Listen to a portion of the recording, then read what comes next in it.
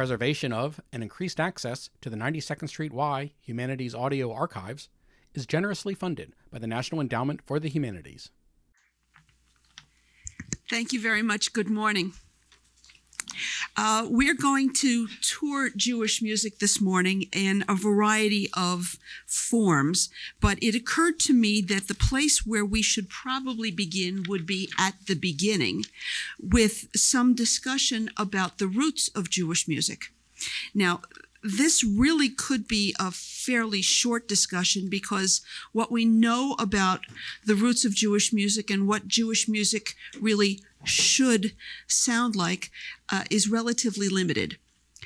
There are elaborate discussions in the Talmud of the tradition of the service as it took place in the temple. When the temple in Jerusalem was dedicated, there were some 4,000 Levitical singers singing in choirs. There were 120 trumpets. There were harps and lyres. The shofar, of course, was blown.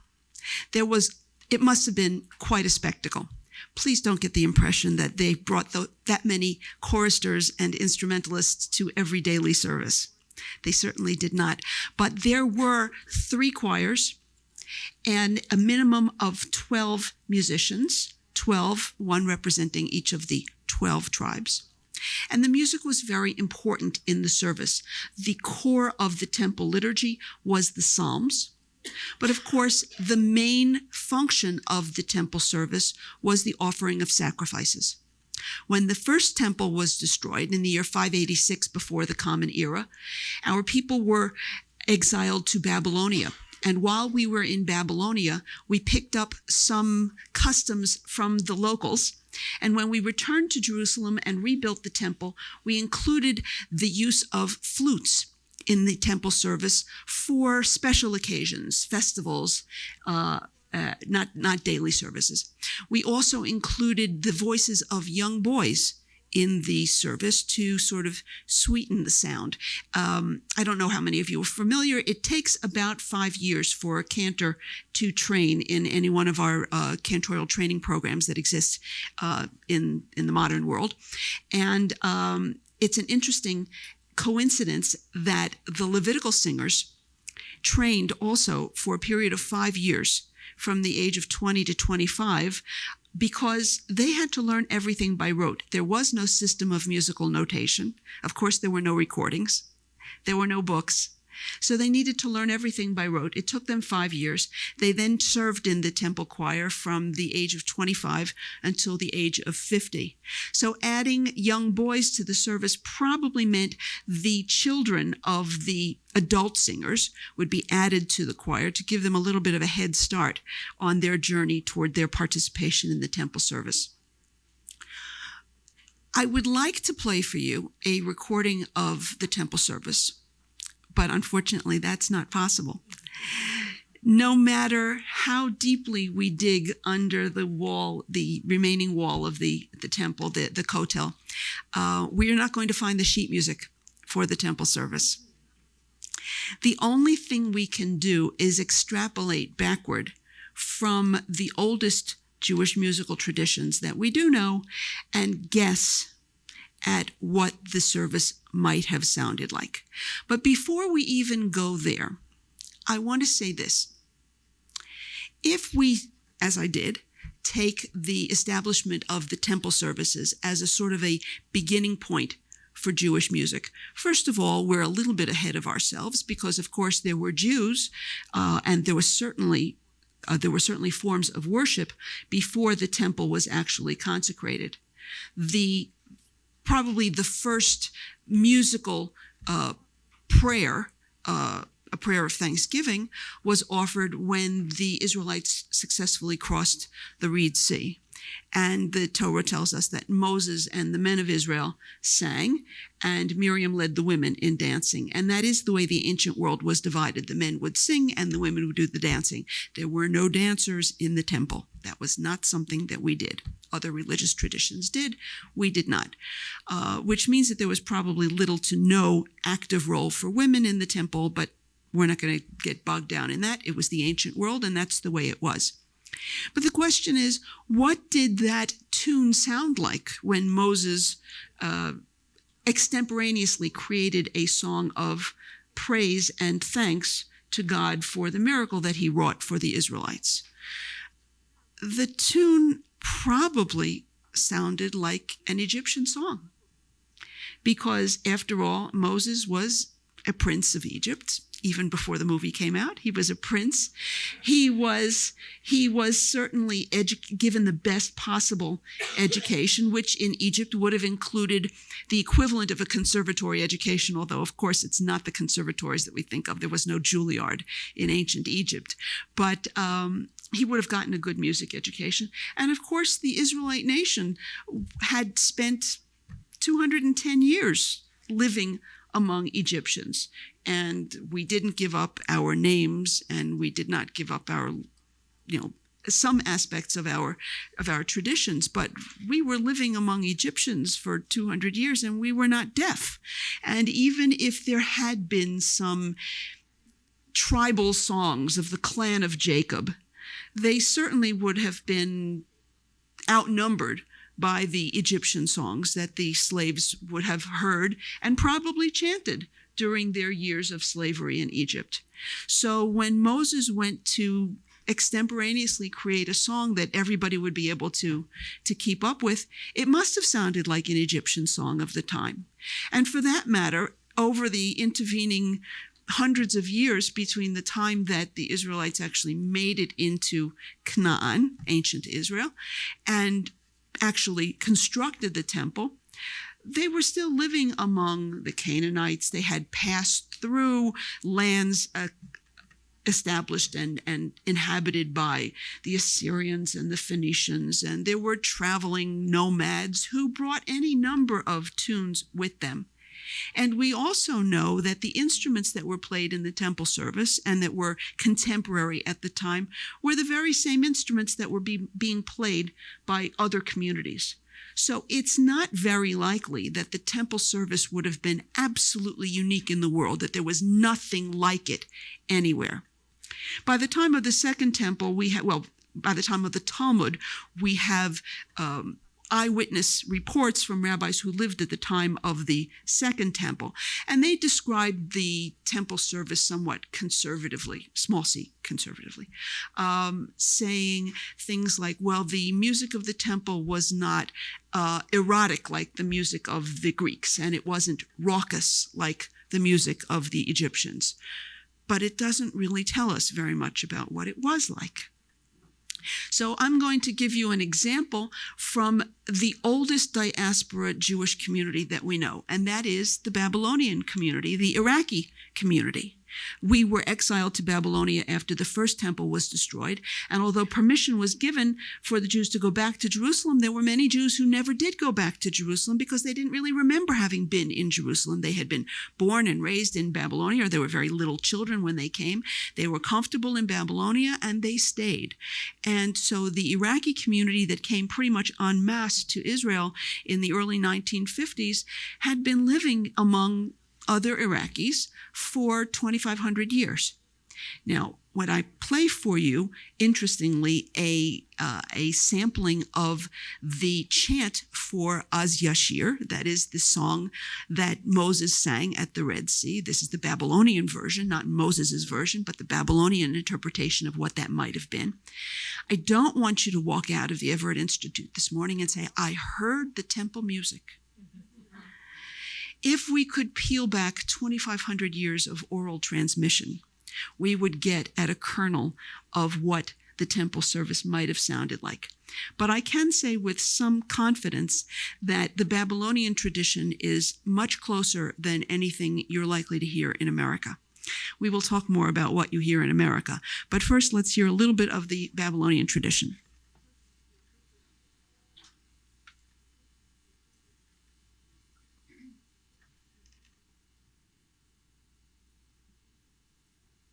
Coming. از یشیر موشه وبني إسرائيل إذ هالشيرة هزت لأذناي ويومروا لمر أشير اللذناي كيغا أوغا سوس وروخبو رما بيام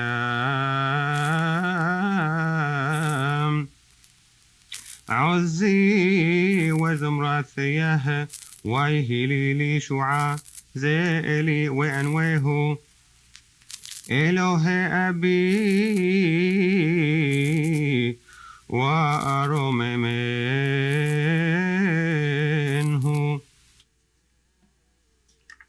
Catchy. Not so much.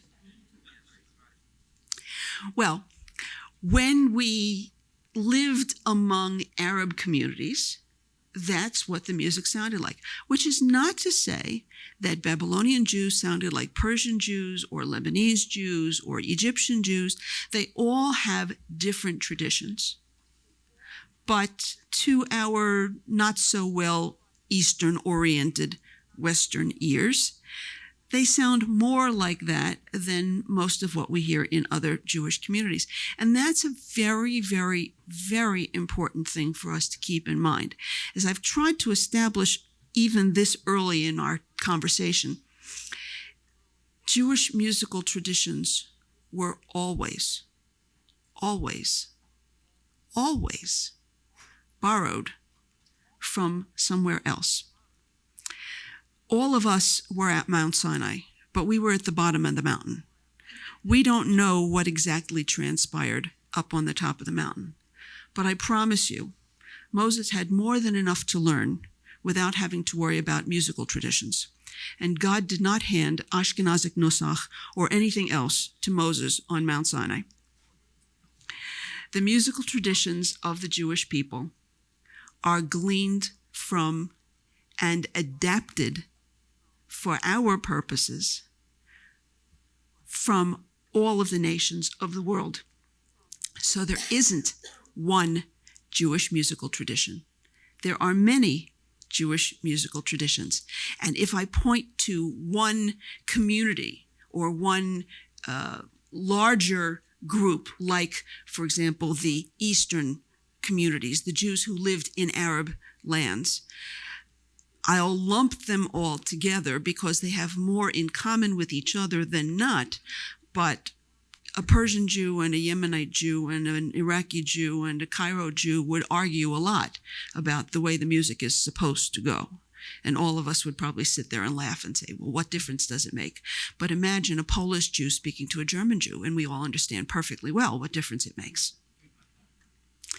But the world is not divided into two parts. The Jewish musical world is actually divided into three parts. When Islam conquered the world, and the Iberian Peninsula in particular, Jews who had been living reasonably comfortably in Arab lands traveled into the Iberian Peninsula as well. And so we were living in places that are today known as Spain and Portugal and southern France and northern Italy. And we had what is referred to as a golden age in Spain, when Jews were very well respected, had political roles in the court, were physicians and poets, and just about anything that you can imagine. And while there were some restrictions on Jewish life, like you could not build a synagogue that was going to be taller than a mosque, or Jews were not allowed to ride on horses. They could only ride on donkeys, so that the donkey is shorter than the horse, so you'd never have a Jew towering over a Muslim. Other than those kinds of relatively unimportant restrictions, Jews flourished under the Arabs.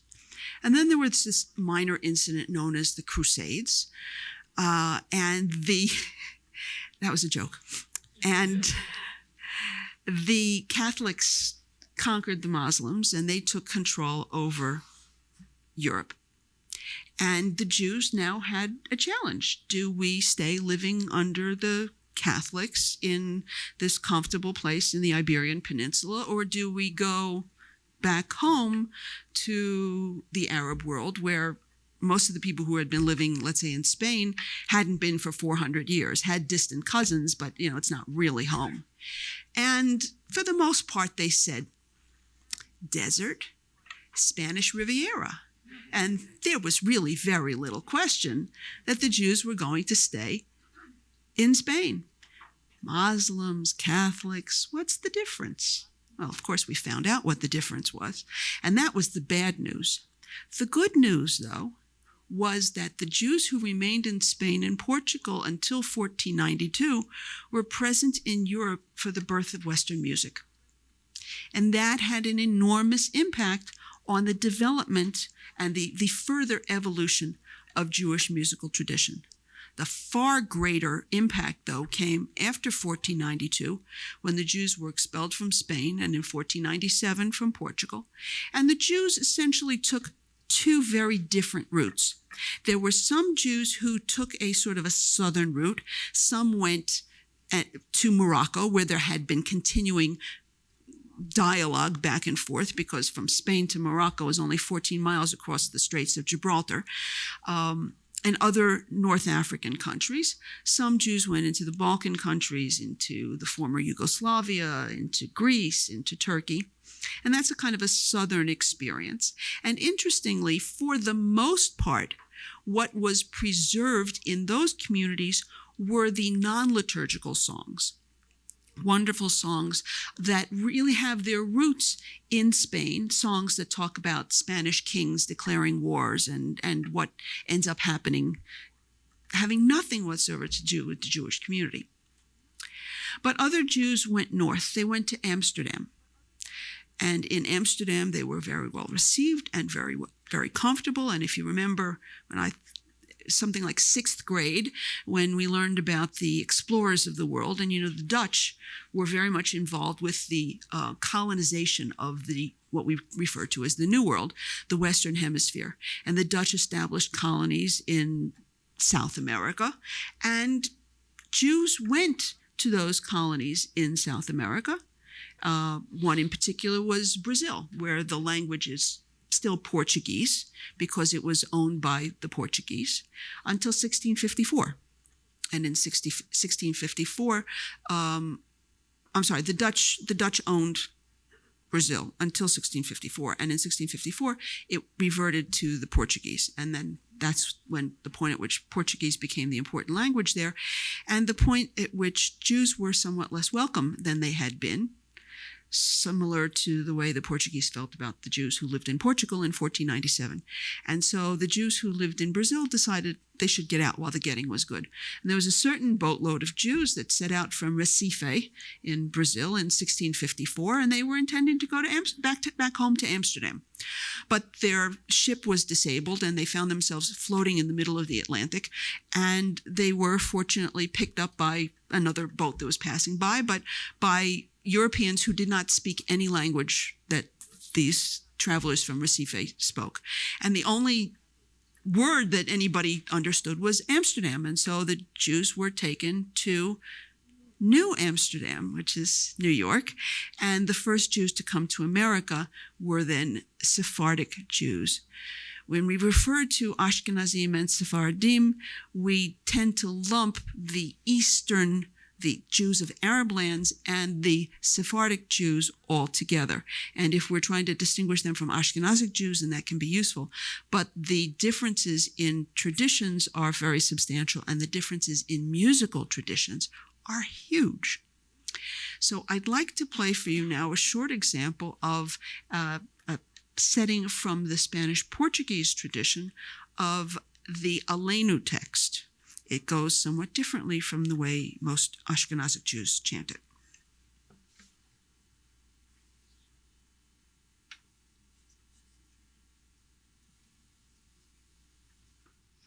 עלינו לשבח לאדון הכל, לתת גדולה ליוצר וראשית, שלא עשנו כגויי ארצות, ולא שמנו כמשפחות האדמה, שלא שם חלקנו כהם, וגורלנו ככל המונם, שהם משתחווים להבל וריק, ומתפללים אל לא יושיען, ואנחנו משתחווים לפני מלך מלכי המלכים, הקדוש ברוך הוא, שהוא נותן שמיים ויוצר הארץ, ומושב יקרו בשמיים ממעל, ושכינת גוזו בגופם מרומים. Sounds very, very different from the Az Yashir that we heard a few minutes ago, right? Okay, very different.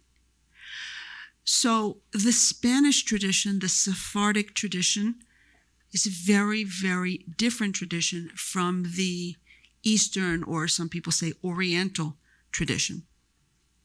But most American Jews are not descended from the 23 Jews who came from Recife in 1654. Most of us are descended from the waves of immigrants who came from Europe, from Central and Eastern Europe, the German Jews between 1840 and 1860, and the Eastern European Jews between 1880 and 1920. Obviously, there were some who came before and there were some who came after, but the huge waves are what really established the American Jewish community, and most of us are familiar with Ashkenazic music. Is there anybody in the room who's not of Ashkenazic descent? Okay. Yeah. Okay. Well, you know, we're all mixtures of something or other. Yes, it was. Yes, he was. He was a wonderful man. Anyway, I would like to continue with an example of a tradition that's a little bit closer to home for most of us. That's the Ashkenazic tradition. If you listen to it very carefully, you will hear that its roots are not so far away from the Eastern traditions. The thing that distinguished the Eastern tradition from the syllabic tradition that you just heard was what we call melisma, when you take one syllable and you stretch it out over many notes. So if you have amen,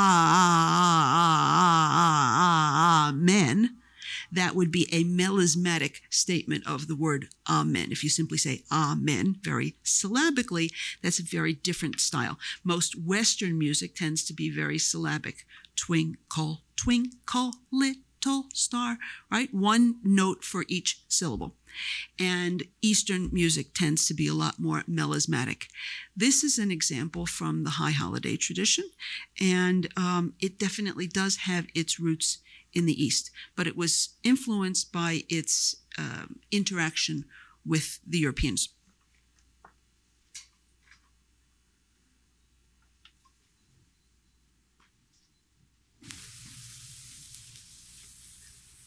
והכהנים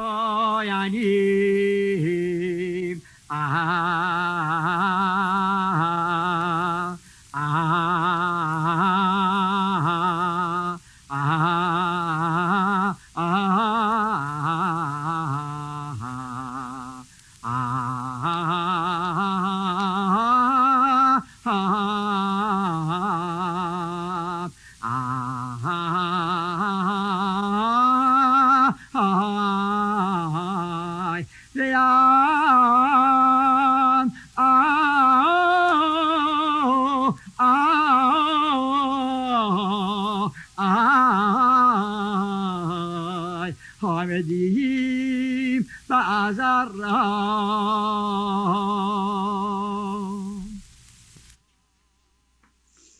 On the high holidays, we have time for that.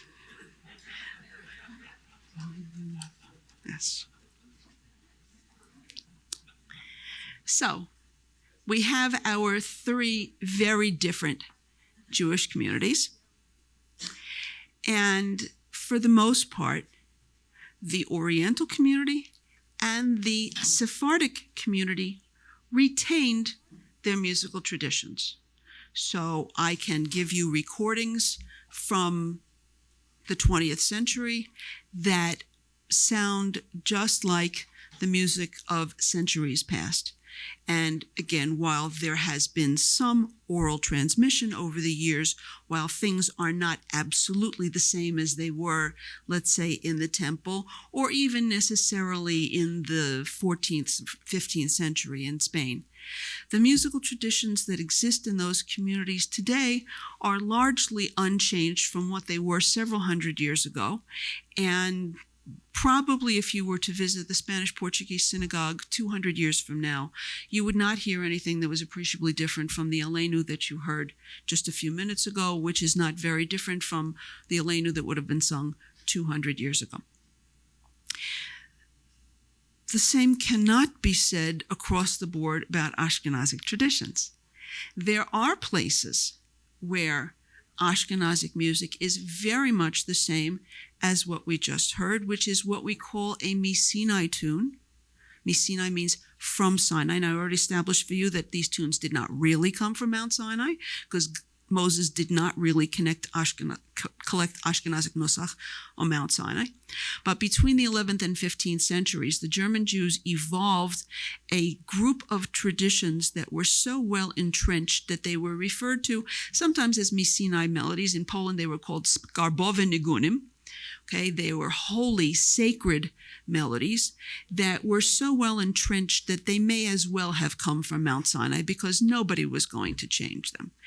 And these are tunes that are so well known that you can go to Ashkenazic communities all over the world and you will hear these tunes. Not exactly note for note, because if you get 3 chazonim, you're going to get 3 different systems. But, you'll hear Kol Nidre no matter where you go. And, I've got a music library at Gratz College that has 20,000 volumes in it, and we probably have 200 settings of Kol Nidre. And if you would compare them, there are 200 versions of Kol Nidre, but they're all Kol Nidre. And you would never in a million years hear anything that was different that you wouldn't immediately recognize as being Kol Nidre. And the same is true for most of the other melodies.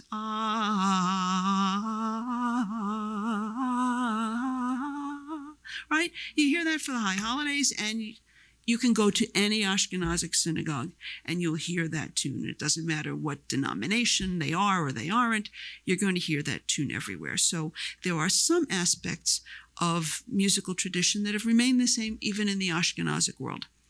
But the Ashkenazic world lived in Europe, and Europe did not remain as stable a place as some of the other communities, and we were therefore influenced, as we had been from the very beginning. We were influenced to change our musical styles. Now, things were reasonably stable for a good number of years, but then Napoleon did us a favor and emancipated us. And from the perspective of some people, that was really the beginning of end of Jewish musical tradition, because the emancipated Jews in France and later in Germany and Austria had been kept down on the farm for a long time. And when they saw Paris, it was very difficult to keep them happy with the same kind of melodies. And the Jewish liturgical services were not particularly decorous. There was a lot of what we call murmurai, a lot of everyone chanting on his or her own, a chazan who would begin and end passages in the service to more or less keep people together, but there was no real demand that everybody be metrically oriented in the same way, and they weren't, and that was fine. And there were little children skittering underfoot, and people did what they wanted to do, and everybody was very happy with it in the Jewish community. But then when you started to see what was going on in concert halls, and when some Jews even became familiar with the musical traditions of the church, there were lots of negative comparisons. The music of the synagogue was monophonic, that is, only one person singing. There was no real harmony going on, except maybe if you had 2 people who didn't sing in the same key, and then we wouldn't call that harmony. But after the destruction of the Second Temple, the rabbis had said that we had to put an end to all of the musical traditions that stemmed from the temple, because we were mourning the loss of the temple. And when, God forbid, someone loses a parent, one of the ways that traditional Jews observe that mourning is to refrain from participating in joyous activities, including music. You don't go to concerts or other kinds of things for the period during which you're saying Kaddish. And the rabbis said, we've had this cataclysmic event in our history. We lost our political home. We lost our spiritual home. We lost our autonomy. We don't have anything to be really all that happy about. So the rabbis decreed that we should be mourning the loss of the temple, and that we really should not be doing music in public at all, with the exception of very rare occasions. Weddings, when the positive command to rejoice with the bride and groom would outweigh the negative command to mourn the loss of the temple. If you could have the privilege of participating in the dedication of a synagogue or the dedication of a Torah scroll, those would also be especially joyous occasions in a community. But how often does that happen? I'm not 15 anymore, and I've been to one synagogue dedication and one Torah dedication in my life, and I consider myself fortunate. But in terms of the life of a community, that means that there's not that much public music. Of course, the rabbis could not get rid of the human urge to sing, and mothers continued to sing to their babies, and workers whistled while they worked, and there was music in the community, but it was tempered by this sense of loss. And the synagogue was not supposed to be about music. The synagogue was supposed to be about text. And you could chant simple chants that would convey text, and that was enough until we started paying attention to what other people were doing. And there were so many people paying so much attention to what other people were doing that some of them decided that being Jewish was not important to them anymore. And some rabbis said, this is not a good thing. We obviously need to reform Judaism to make it be acceptable in the modern era so that it can compete in the marketplace of ideas. And the first thing they did, notice this was the rabbis, of course, the first thing they did is get rid of all of traditional Jewish music. They said, Nosach, these Misinai tunes and the simple chanting that helps you to know whether it's morning or evening service or a weekday service or a Shabbat service. If it's Shabbat, you sing Baruch Atah Hashem Elokeinu melech haolam borei pri hagafen. And if it's going to be Pesach, and I didn't get ready yet, so it's not going to be Pesach yet for a long time, but when it'll be Pesach, we'll sing Baruch Atah Hashem Elokeinu melech haolam borei pri hagafen. And then if you were to wake up from a time capsule, if you were Rip Van Winklestein and you hadn't cleaned your house yet, you'd know that you were in serious trouble because Pesach is upon you. So those chants that evolved over time that helped us to tell Jewish musical time, the rabbi said, very nice, but not necessary any longer. We have the modern era. Our Jewish people are creative, and they modeled them. They aspired to model the synagogue after the church, and they looked to one of the great liturgical musicians of all time. They looked to Bach. Bach was referred to as Kapellmeister at the church in Leipzig. He had another title. He was also called Cantor. And he was in charge of all of the music that was happening in the service. He would write great cantatas from one week to the next, and there was all this wonderful music happening in the churches. And so the rabbi said, well, that's great. We should have cantors too, and they should write great music for our synagogues. And so they got rid of all the traditional music, and they said, we want to have cantors who will dress just like Bach, with a high black hat and a black robe and this white scarfy thing with fringes on the end. And if you take a look at the pictures of the great chazanim of, say, the 19th century, they're all dressed just like that. And it's not an old Jewish style any more than Hasidic garb is an old Jewish style. It's actually emulating the Polish nobility.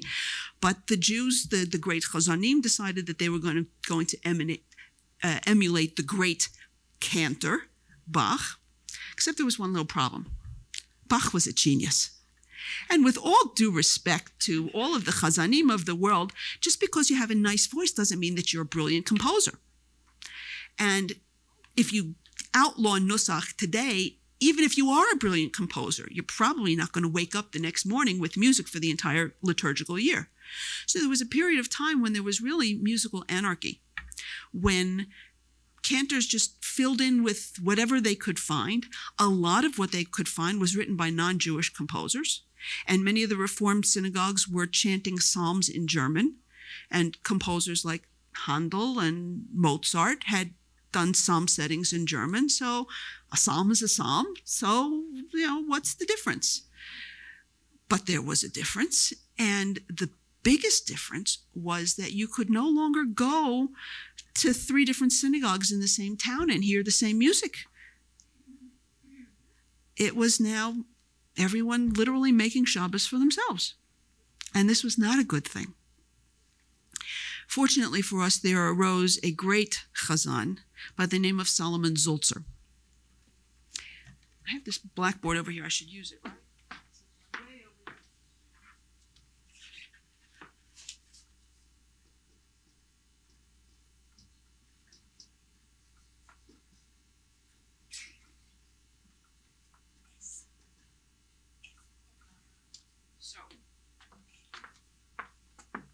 He's a name you should remember.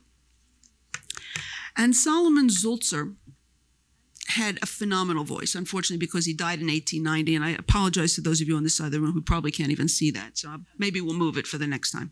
But because he died in 1890, we didn't have the opportunity to record his voice. But famous composers of the time, Franz Liszt, who was no particular friend to the Jews, but he had heard about the famous cantor Zulzer, and he went to Vienna, and he wrote in his diary that he had never been so moved as he was when he heard the magnificent singing of cantor Zulzer. And we know that Zulzer also had a relationship for a short period with Schubert. Schubert died in 1828, so obviously it was not a long-lived relationship, but in Zulzer's early years, which also unfortunately corresponded with the end of Schubert, because Schubert was only 31 when he died. But Zulzer premiered some of Schubert's songs in these salons that Schubert would have in his home. So Zulzer was known to everybody, and his reputation was very, very positive outside the Jewish community as well as inside the Jewish community. He was appointed chief cantor in Vienna in 1826, and he served in that position until 1890. And everybody wanted to be like Zulzer. They dressed like Zulzer. They wore their hair like Zulzer. Zulzer carried a walking stick, so all the other cantors started carrying walking sticks. And they coughed like Zulzer. And of course, they couldn't all sound like Zulzer. But when Zulzer published music, then they could all be singing the music of Solomon Zulzer. And Zulzer, over the course of his lifetime, published music for the entire liturgical calendar. And this filled an enormous vacuum. Before there was anarchy, where nobody was singing what anybody else was singing. Each cantor was making it up as he went along. And then Zulzer, the great Zulzer, came along and said, this is how you should do it. Furthermore, Zulzer had a great deal of respect for the role that Nusach had played in the service. He acknowledged that Nusach was certainly limited, and in the theoretical vocabulary of the early part of the 19th century, there was no way to harmonize Nusach according to the rules of Western music. I don't want to get into a very, very elaborate discussion, but Western music is based on simple scales.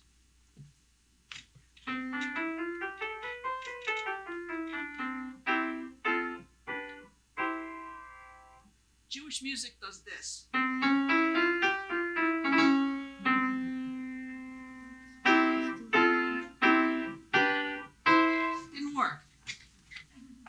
Didn't work. It was like putting a round peg in a square hole. So Zulzer said, okay, we can't use the old Nusach, so I'll write new Nusach. he said, I will write a service that all the Jews would sing on Shabbat, and I will write a different service that all the Jews would use on the Shalosh Regalim, on Passover and Shavuot and Sukkot. Just as we have Nusach that differentiates Shabbat from the festivals. So Zolzer said, okay, I'll compose new music. He composed a Torah service for the Shalosh Regalim. He intended for people to hear 3 times a year this special Torah service that he would create. And he wrote a couple of tunes that were connected to each other because they had the same musical idea attached to them. Some of you may be vaguely familiar with some of these tunes. Have you ever heard this one? Shema Yisrael Adonai. Is there anybody who hasn't heard that one? Usually we get it 3 times a day, not 3 times a year. Okay. Well, the Jews liked it. So what are you going to do? You can't say, no, you're not allowed to sing that. That's the tune that you're supposed to sing on Passover, not on a regular Shabbat. The people liked it. They liked the other one that went along with that too. Ki mitzion teitzei Torah.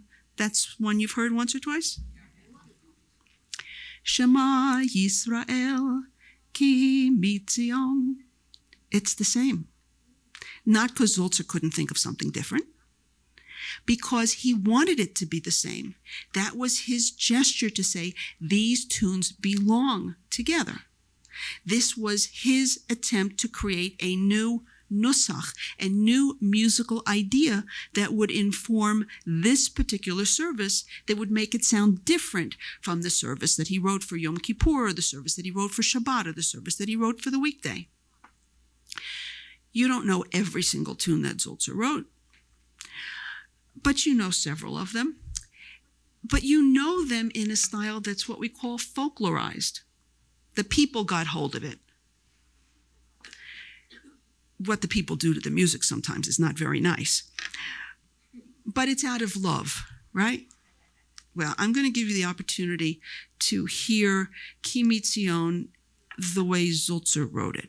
Actually, it goes along with a passage that's immediately before that in the service, Vayehi bin Soa Ha'aron, Vayomer Moshe, right? It was when the ark was traveled through the wilderness, and Moses would say, the word of God came from, etc.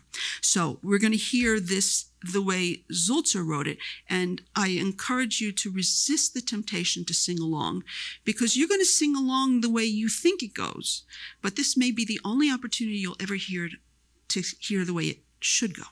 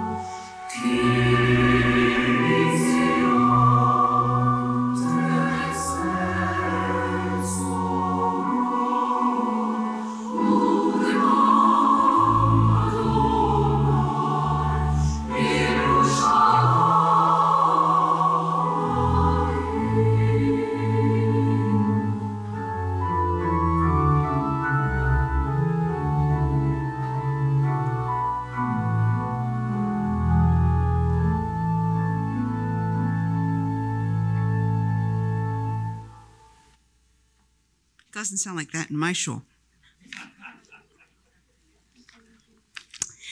But we sing that. We sing it every week. We sing the next the next song too. It's another example of a tune that has been folklorized. This one is by a fellow by the name of Louis Lewandowski. That was another one that deserves the board.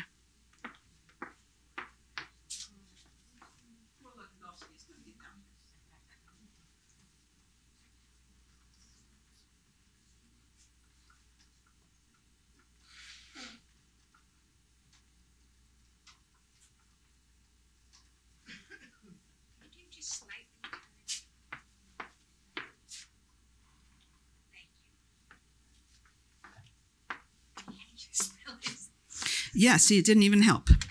Lewandowski was obviously, well, not obviously, but with a name like that, he was born in Poland. But when his mother died when he was 12, and he was sent to Berlin to live with members of this family who lived there, and he was raised in Berlin, and he was educated in the conservatory in Berlin, and he wanted to be the Jewish Mendelssohn, which is a terrible irony for us to have to say that, but that's what he wanted to do. But he had a composition teacher at the conservatory who was apparently anti-Semitic and didn't care much for Lewandowski and discouraged him. And it seems that he had a nervous breakdown. Just at the time when he was graduating from the conservatory, he was only 19 years old, and he had some kind of a breakdown, and he wasn't able to really go out on his own and do something. He needed a relatively simple job that was going to help him pay his bills. He was born in 1821, so he turned 19 in the year 1840. And 1840 is the year in which Solomon Zulzer published the first volume of his Shir Tzion, which is his collection of music for the entire calendar year. And that was the point at which all of the cantors of the day wanted to be able to sing the music of Zulzer. But most of the cantors at the time were really chazanim who were left over from an earlier generation. They had not had conservatory training. Some of them couldn't even read music at all. And they certainly did not know what to do with a score that had parts for sopranos and altos and tenors and basses. And how do we handle this? They didn't know how to read it. And the cantor in the synagogue where Lewandowski had grown up, and where he had actually been a zingerl, a little boy singer in the choir when he was young, was one of these old-time chazanim who hadn't really made it into the modern era. And so the cantor hired Lewandowski to conduct a choir in the synagogue and to bring the music of the famous Zulzer to the synagogue in Berlin. And this was a perfect job for Lewandowski because he was familiar with the music of the synagogue, and it was very easy for him to do this. So this helped him to get over this, mental health hurdle that he had to deal with. And in the meantime, he found it a pretty good job, and he stayed there. He actually ended up going to study briefly with Zulzer in Vienna in about 1865, but he was called away from his studies with Zulzer to take over a big synagogue, a big new synagogue that was being built, a cathedral-type synagogue being built in 1865, and he was not a cantor, he was never a cantor, but he became the choral director and the organist in this big synagogue in Berlin, the Oranienburger Strasse Schule. And his early career was really dominated by the music of Zulzer. In 1840, he got his job because of Zulzer, and in 1865, Zulzer came out with a second volume of Shir Tzion, and everybody wanted the music of Shir Tzion. But by the end of his career, Lewandowski did get to publish and use music that he had written, and a great deal of the music that he had written has also been folklorized. On Friday nights, most of us sing Kivanu v'charta v'iltanu kidashta, and that's a tune that Lewandowski wrote as part of his setting of Kiddush. And Lewandowski also, he wrote many, many things. He set all of Psalm 92, Tov Lahodot, which is the psalm for Shabbat. And there are lots of psalms in the Shabbat liturgy, but that's the one that was done in the temple that distinguished Shabbat from other days when other psalms were chanted. And the conclusion of a very long setting of Psalm 92, which we're not going to hear all of, is a melody and choral arrangement for the text Tzadik Katamar Yifrach. And we're going to hear that. It is sung in many, many, many, many synagogues. I first learned this tune in summer camp. And when I heard people harmonizing, I thought, oh, how wonderful. All the people in this camp are so creative and everybody's just extemporaneously harmonizing this lovely melody that has come down to us through the ages. And I had no idea that Lewandowski even existed, let alone that he had written this composition, and I had never heard the way it was supposed to go until much later on when I learned all about Lewandowski. And I got to hear that the version that I had learned in camp was not exactly the way Lewandowski had it in mind, but it was not bad. It was pretty close, and it certainly preserved the spirit. I gave a lecture similar to this one in my synagogue on the roots of Jewish music. And I used the example that you're about to hear.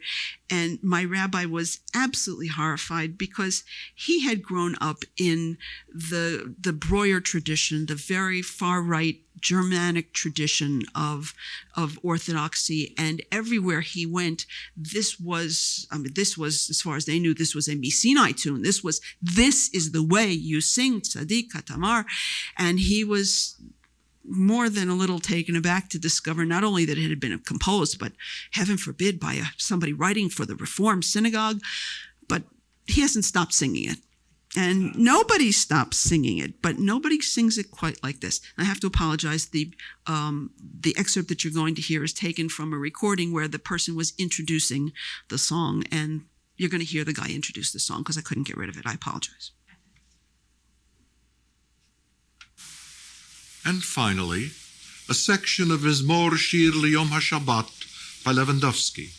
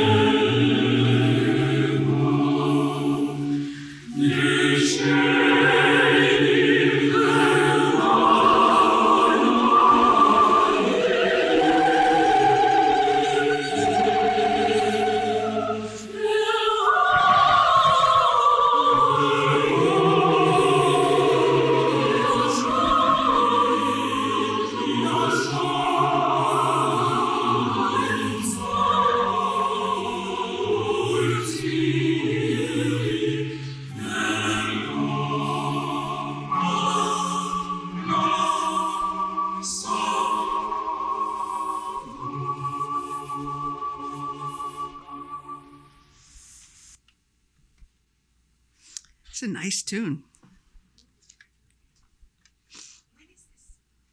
Friday night.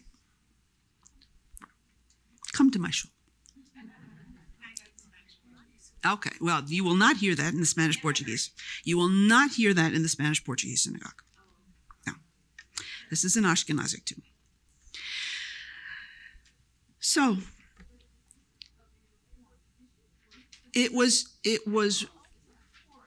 oh yeah, this is a choral, it was written for the Reformed synagogue, but you can take away the choral parts and you can take away the organ and you can just sing it, and that's what many congregations do, including some Reformed congregations that don't have choirs and organs, and they can sing, they can sing it in the folklorized version too, but you don't have to be Reformed to sing this. It fits into the service for everybody, and I learned it going to Camp Ramah in the summer, and it's, I go to an Orthodox synagogue now, and they sing it there, and it goes across any borders that you want to establish. The lines between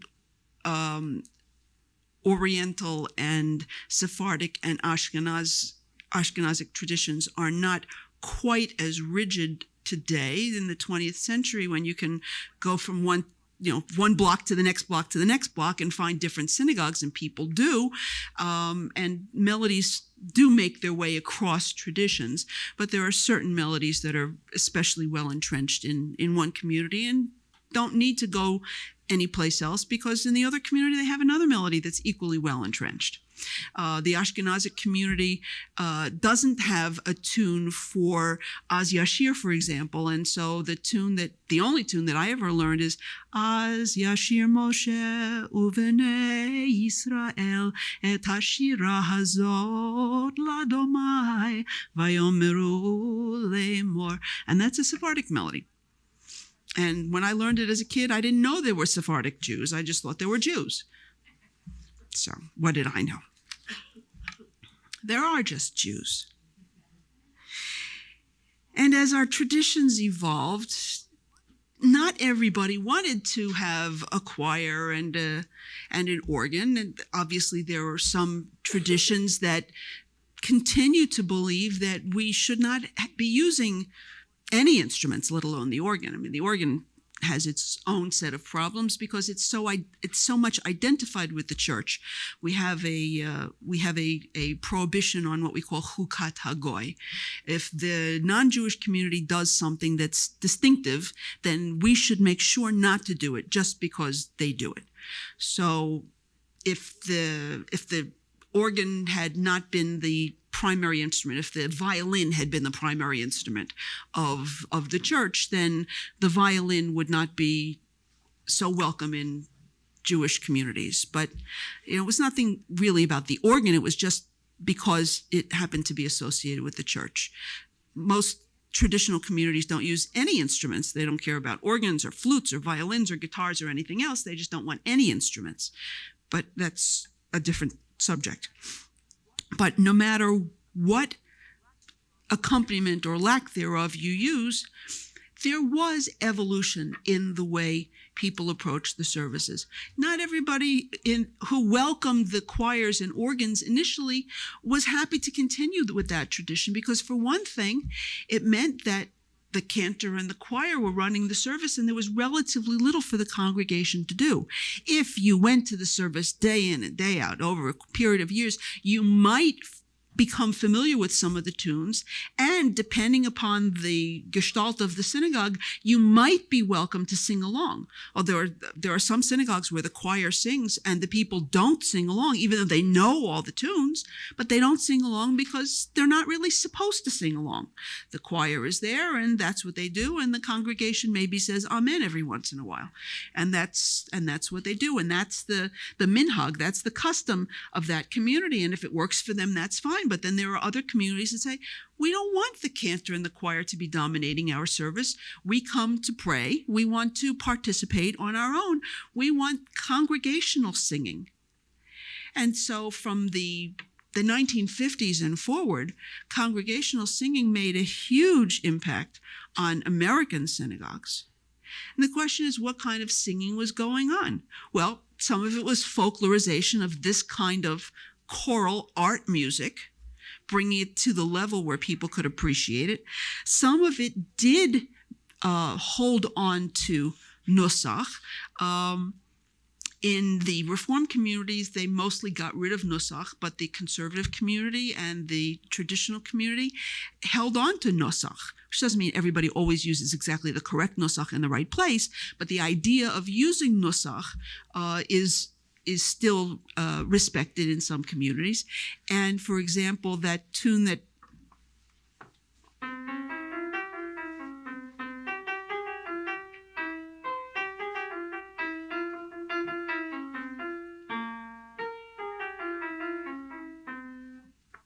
right?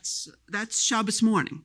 All right, that's Musaf in any traditional synagogue. And if you're going to sing along, if you're going to have a congregational tune that fits the nusach, then you sing things like Sim, Sim, Sim Shalom Tova Uvracha, Sim, Sim, Sim Shalom. And so you use the nusach as your vocabulary, as your musical vocabulary, and you can create a tune that people can sing along to.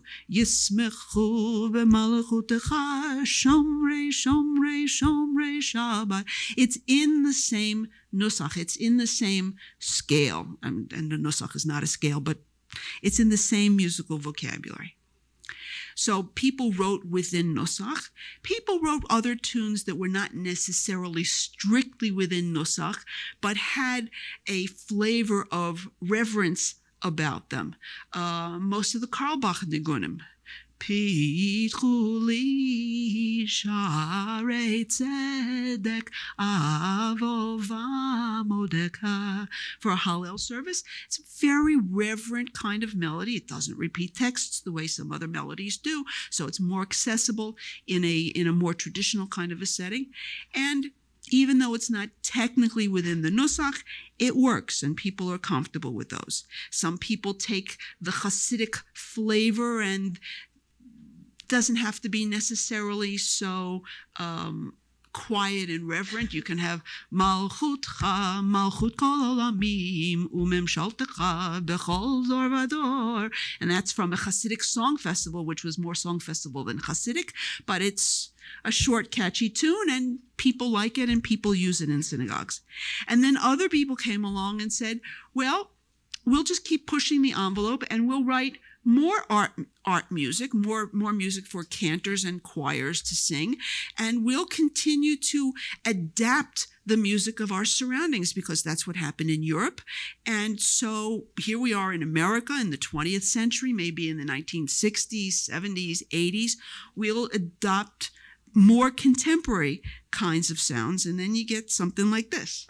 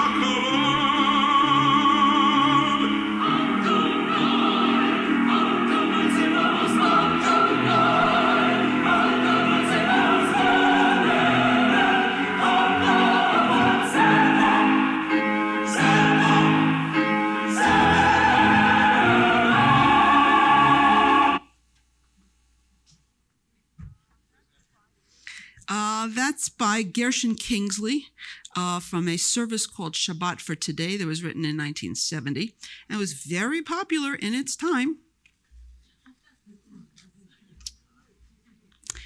Okay.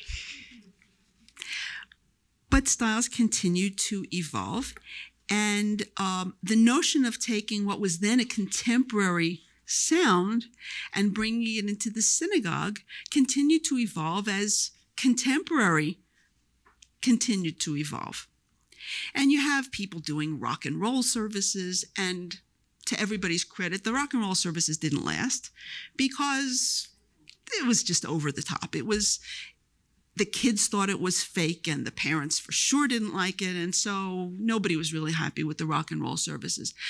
But it is possible to adapt the sounds of America, perhaps not rock and roll sounds, but maybe more Native American sound. I don't mean Indian sounds. I don't mean that kind of Native Americans, but contemporary American folk style singing to the synagogue. And it is possible to do so in a Nusach Dike style. So I'd like to play for you a composition, a setting of Baruch She'amar. Baruch she'amar v'haya ha'olam, Baruch hu, Baruch hoseh v'reshit, Baruch hum. It's very simple chanting, very short lines, and we give thanks in the morning to the God who spoke and the world came into being.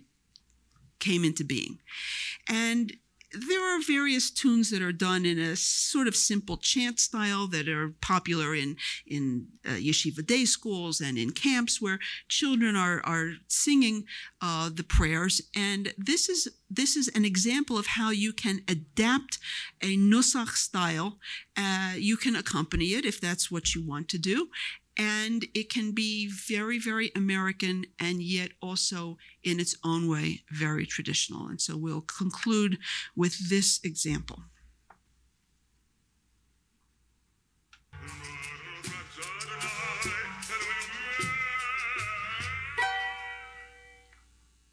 Whoops, sorry. Excuse me, I forgot I can't turn up the volume.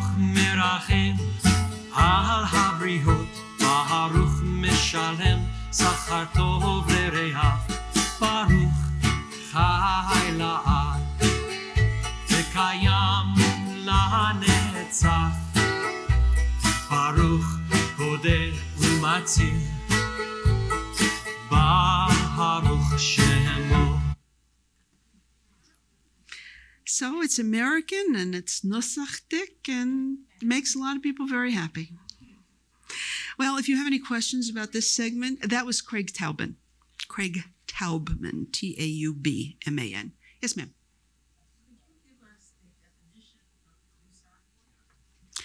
Okay, on one foot.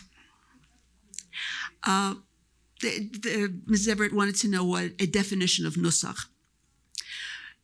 Nusach is the chant that we use in the synagogue for chanting the liturgical services. But rather than there being a particular tune that you would impose, we have examples of tunes that we would impose, but nusach is the equivalent of a musical scale.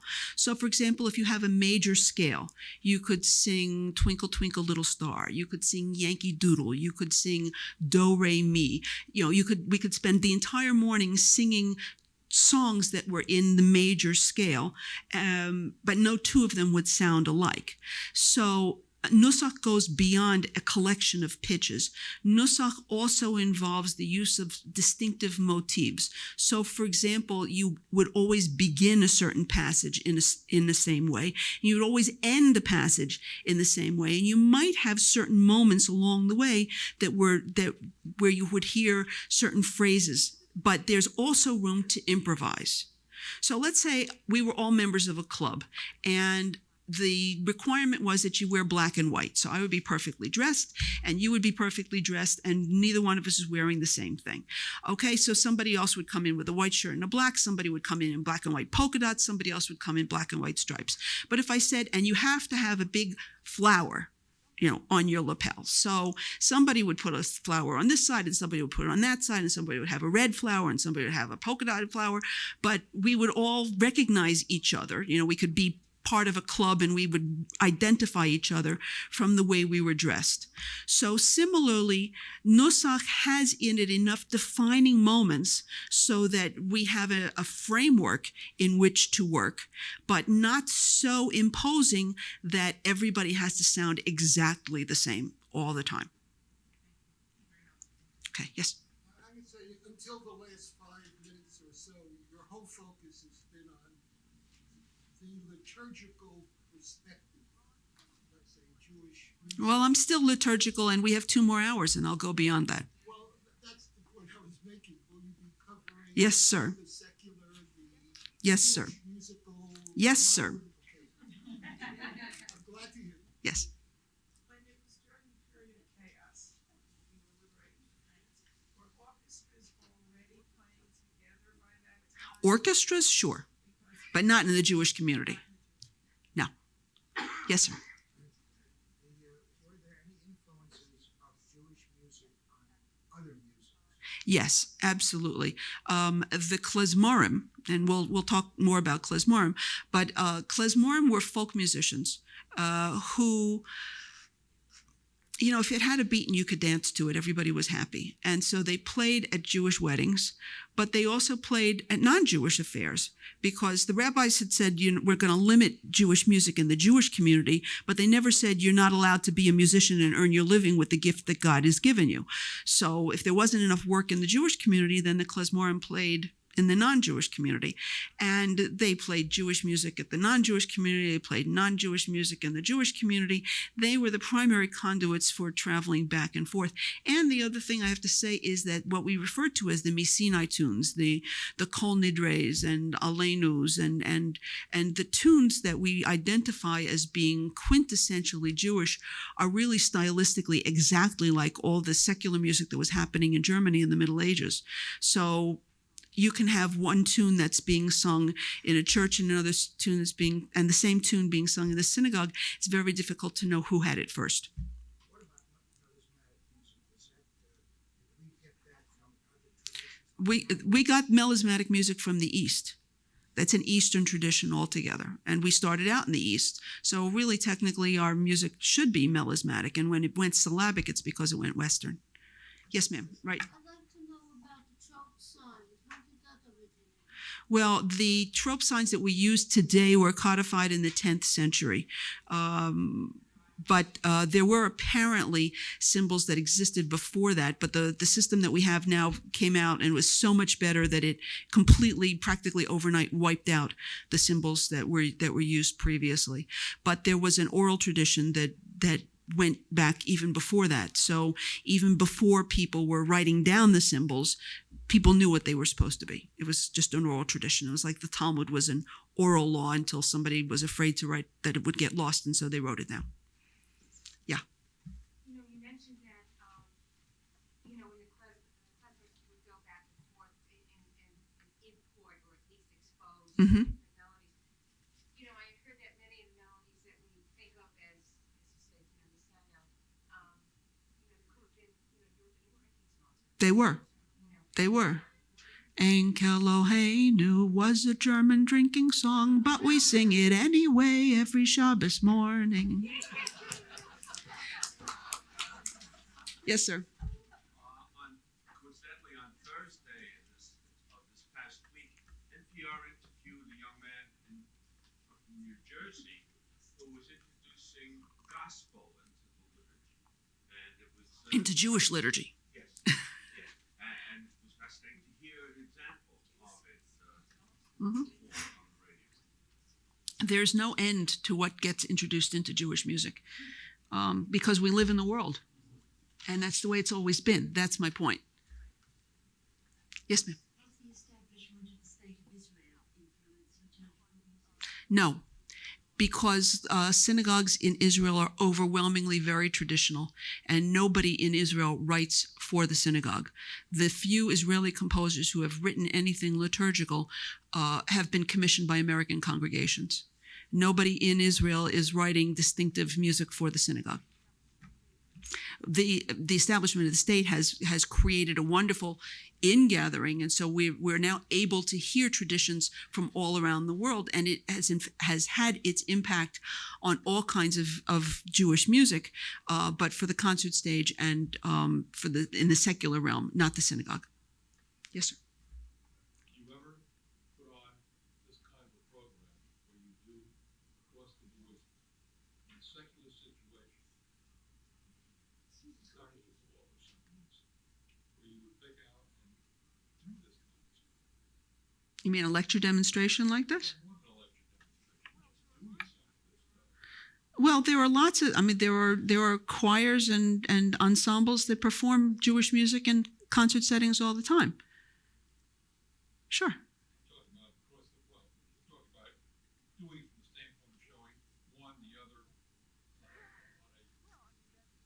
Well, I mean it's the equivalent of this kind of a lecture demonstration, except that the excerpts would be longer. They would be full compositions. It has been done on occasion.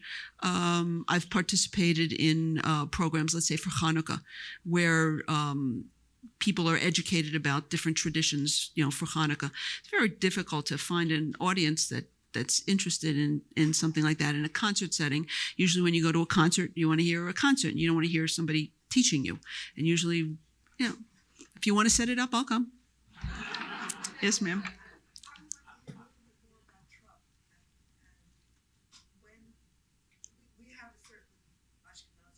Yes. Which is not the same at all. Right. Right. And how did that affect, more singing? Well, Trupp is not really singing. We still there are accents that are elaborate, but you notice we still call it reading the Torah. We don't call it singing the Torah. And Trupp evolved out of the need to exaggerate speech. When Ezra was the first person who was reading the Torah in public, and imagine he's out in the market, and he doesn't have a microphone, let alone a acoustical tile on the ceiling, let alone the complete attention of everybody in the place. And he's going, in the beginning, God created the heavens and the earth, right? I mean, it was sort of an exaggerated caricature of the speech in order for people to understand. So that's really what Trupp is. And different communities have more and less elaborations, and different Torah readers are more and less accurate about the way the neumes are supposed to go. But it's really, it's all about the text. It's not about singing. We sometimes have examples of motifs from cantillation that show up in concert music, and we will talk about that after we take a break. And I'm being told that I have to stop answering your questions so that you can take a break so that we can move on to the next segment, and I apologize. But Mrs. Everett, I'll take yours. I wish they had put it out in paperback.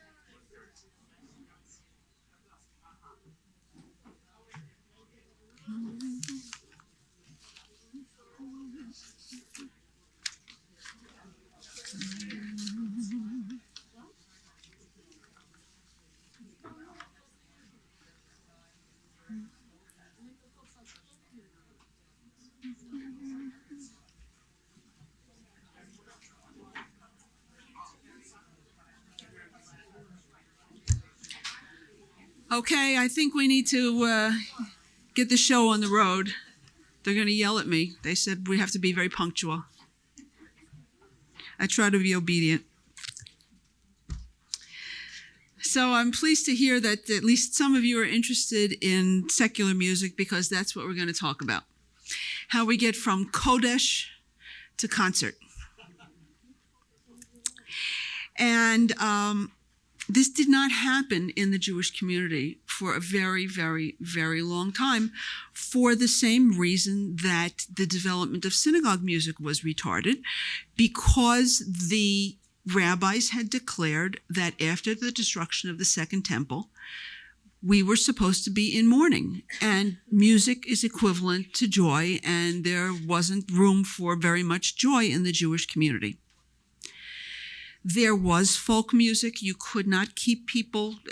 Folk means literally people. The word folk means the people. And you could not keep the people from singing. That is something that human beings do. Every community that has ever existed on the planet has produced music. So there was no way the rabbis could legislate that away, but they could certainly downplay the importance of music. And if you combine the rabbinic attitudes towards music with the attitudes of most of the Western world toward the Jews, there were not a lot of opportunities for Jews to learn the skills that they would need to produce Western art music. Just so that everybody's on the same page, when we're talking about Western art music, first of all, it's a little bit redundant because what we call art music is exclusively a Western invention. It doesn't exist. You never heard of the Cairo Symphony Orchestra or the Baghdad Philharmonic. They don't, and it's not just because they hate us in the West. They don't have that kind of music. There are very artistic forms of music that are produced in Eastern countries, but they're driven by melody and improvisation based upon melody. And Western music is built around the concept of harmony. You can have a simple tune.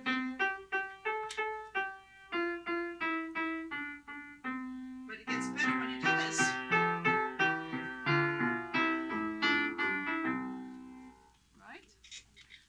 I didn't make that up. That was Mozart.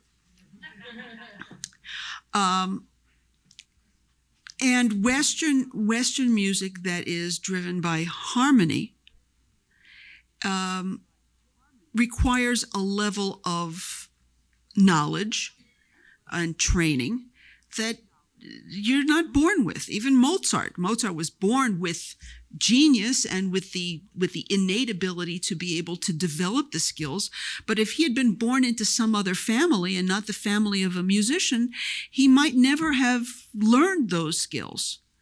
So it requires a certain kind of education. The itinerant musicians that we call the klezmorim, the folk musicians, were people who could just pick up an instrument and, play a fiddle by ear. And you fetch around enough and you can figure out how to play a fiddle. Or, everybody knows lots of people who play the guitar even though they've never had any lessons. And, you can do that, but you don't sit down and play Beethoven without having had a couple of lessons. Usually more than that, but okay. So there was no place in the Jewish community for art music and no opportunity to develop it even if we had wanted to. So the one hand was feeding the other hand anyway, until really the 20th century. There were some very, very, very isolated examples of art music in the Jewish community. Prior to that, interestingly, they were all born in the Sephardic community, which was a little bit more tolerant, a little bit less dogmatic about constantly mourning the loss of the temple. But most of those examples were for liturgical purposes, and they were mostly written by non-Jews. Because, as I said, there was nobody in the Jewish community who had the skills to be able to do that. So, with all due respect, and I love that music that was developed, but I just don't really have a convenient place to put it in this sequence, so we're not going to talk about that stuff, and we're just going to talk about the emergence of secular art music in the West, and it happened as a result of nationalism that was sweeping through Europe at the end of the 19th century, when the French were glot French and the Russians were glot Russian, and everybody was so proud of their own folk traditions that they were even building it into art music. So, for example, in Russia, Mussorgsky writes an opera called Boris Godunov, which is about the Tsar and the conflicts between the Tsar and the people. And whenever the people would sing in the opera, the people are represented by the choir, right? They were the big soloists who would have, their solo roles. And then there would be the chorus in the opera, and the opera is the people. And whenever the people were singing, the music that the people were singing was based on Russian folk tunes. And that was Mussorgsky's way of showing where the people were coming from. And they were the earth. They were the core of Russian tradition. And you had this happening in German music and in French music and everybody's music. And even, when Dvorak decides to write a symphony in tribute to America, he takes American music and he puts Turkey in the Straw in the middle of a symphonic composition. Well, there were a limited number of Jews who, because of the musical talent that they had demonstrated, had received permission to live literally beyond the Pale. The Pale of Settlement was a region that had once been Polish, and then it was acquired by Russia, and Russia wanted the land, but they didn't want the Jews, and they took the land with the Jews on condition that the Jews would stay put. They didn't want the Jews to come and pollute the cities of Russia, so they didn't want Jews in Moscow and St. Petersburg and Kiev. They wanted the Jews to live in the little shtetls that they had lived in Russia.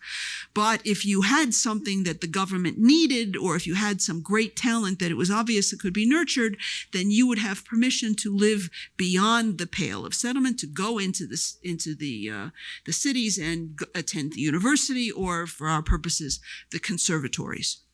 And there were some Jews who attended conservatories. And their goal was not to be Lewandowski and Zolzer. Their goal was to be Tchaikovsky and Rachmaninoff. Their goal was to be, great Russian composers.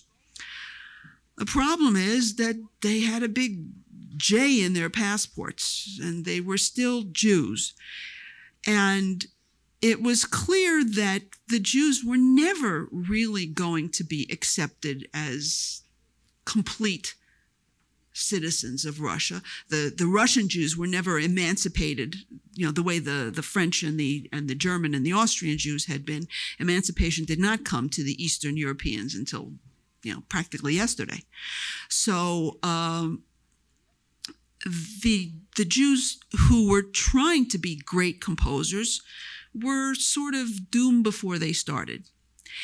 But it wasn't only the Jewish composers who were finding out that they really couldn't be real Russians. The writers, the poets, the politicians, everybody was being told, you're Jews. You just stick with being Jews.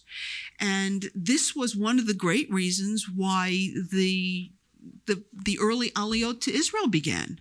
The Biluim, Beit Yaakov L'chu V'nelcha, this great movement of Jews from Europe to what was then called Palestine, was mostly not about Jews seeking religious fulfillment in the land of their ancestors. And it was mostly, prior to the 1930s, it was mostly not about fleeing persecution, the way it was, for example, when all the Arab Jews went there in the early 1950s, when they really had to get out because it was intolerable for Jews any longer to live in Arab countries after the establishment of the state.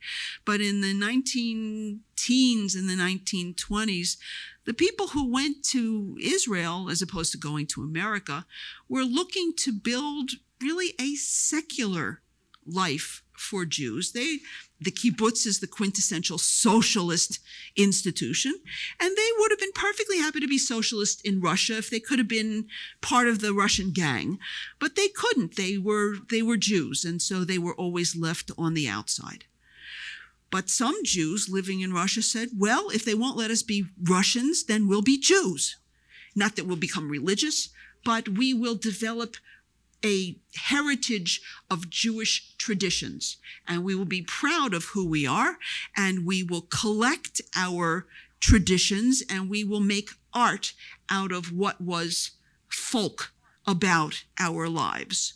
And so you had Yiddish writers writing poetry and short stories and plays in Yiddish, where Yiddish had before been simply the mama lashon, the vernacular that you would nurture your children in, but it wasn't a real language. It wasn't a language of art. And musicians similarly said, let's see if we can make something out of Jewish music. In fact, there was one student in the St. Petersburg Conservatory who wrote a composition for his composition class that was based upon a Yiddish melody that he remembered his grandfather singing. He was himself not personally observant, but his grandfather had been, and he remembered this Yiddish tune that his grandfather sang. And so he wrote a composition based on it.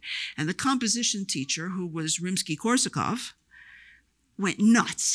He thought this was the greatest thing since sliced bread, and he spent the whole session talking about this composition and analyzing it and praising it to the skies. And he turned to the several Jewish students who were in the class and he said, you guys really need to do Jewish music. Jewish music awaits her Glinka.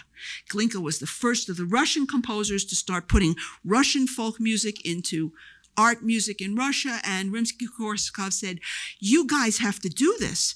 And they all went, huh? There's no such thing as Jewish art music. They certainly didn't want to write for the synagogue.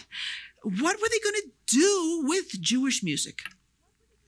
But upon reflection, they realized that they had the roots of some important material in the community. Not that they themselves were personally so knowledgeable about it. And so on their summer vacations, they would join these ethnographic expeditions that were going out to the hinterlands of Eastern Europe, and they would take these tape recorders that were like the size of this podium, and they would strap them onto their backs, and they would make wax cylinders, and they would put these archaic microphones into the face of a bubby, and they would sing, Bubby, sing mir a liedele, all right, sing me a tune, Bubby, and, Schneider, sing me a Taylor song, and Chazan, sing me a song from the synagogue. And they collected all of these things, and they published these collections so that they could retain the music of what they perceived to be an exotic tradition that otherwise was not being written down. Because the Jews didn't know how to write it down. How many of you know how to write music? Okay, notate music. Okay, so in any group today, there's a handful of people, but 100 years ago, there were that many fewer people, but there was no real need for it anyway, because people learned synagogue music by going to the synagogue, and you learned holiday songs by having your mother and your uncle and your grandparents sing this holiday songs to you. None of us learned Dayenu by reading the sheet music for Dayenu. We heard Dayenu was the first song anybody, was able to sing. And I had a little cousin who was very proud when we had a family bar mitzvah, and she came to the synagogue, and she says, I can sing all the songs in this synagogue. And she sang, na na na na na no na na na na na no na na na na no na na na na na no. And she was able to sing Ein Keloheinu. So, we learned these songs from hearing them. But if the people who are singing these songs never write them down, and if those people would, heaven forbid, die out, then the songs would be lost forever. The music of the temple is lost to us forever because nobody wrote it down. It wasn't their fault. There was no system to write it down. Musical notation is only about 1,100 years old, so, a 3,000-year-old tradition didn't have a chance anyway.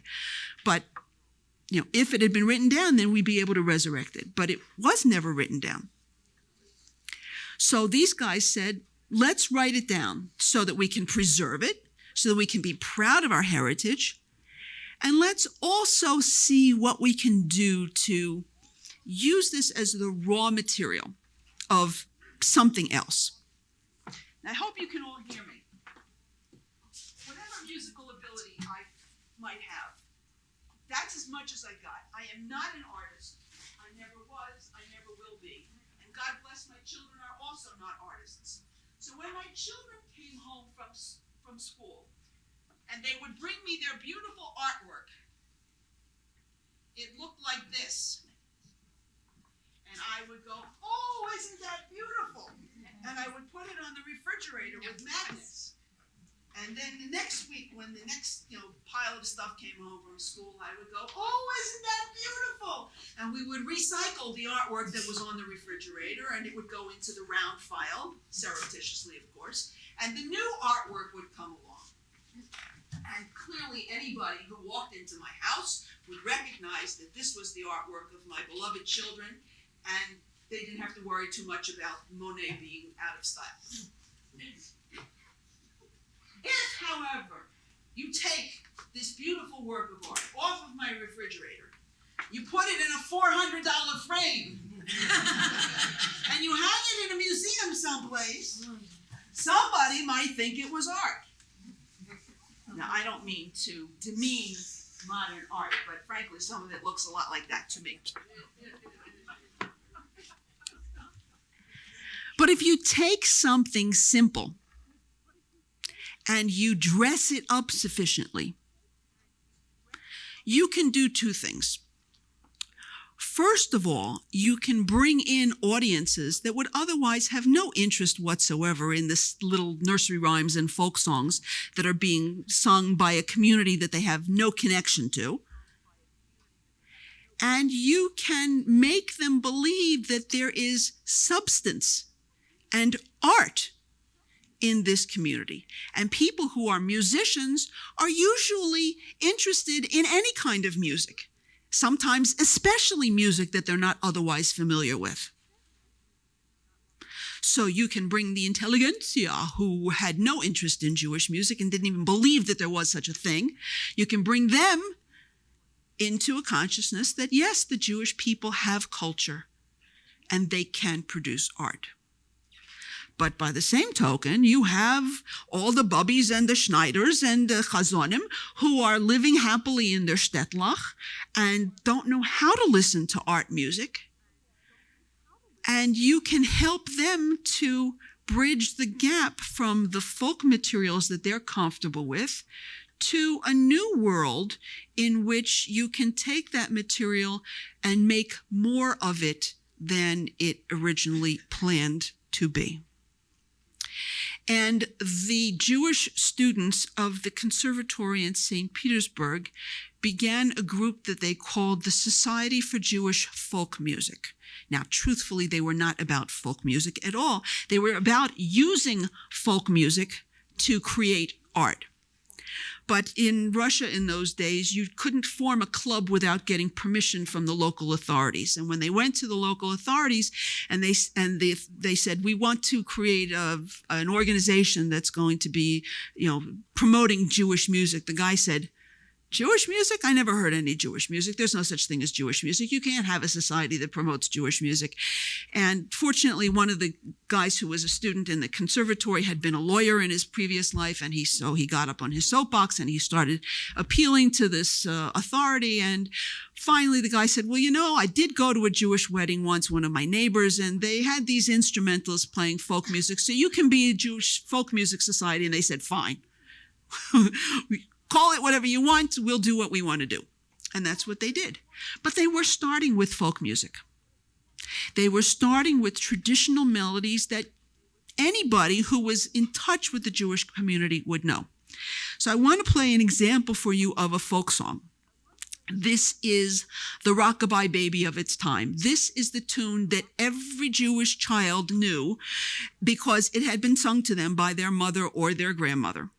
So this is a little Yiddish folk song. Well, it will be when I find it.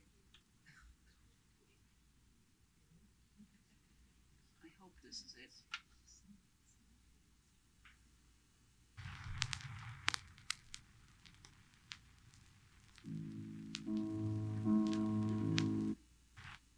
Hinter dem Kindswiegele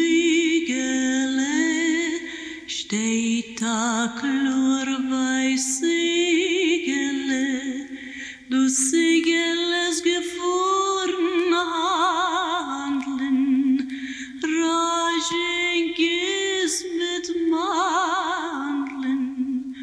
Roschenkiss mit Mandeln, sehr süß.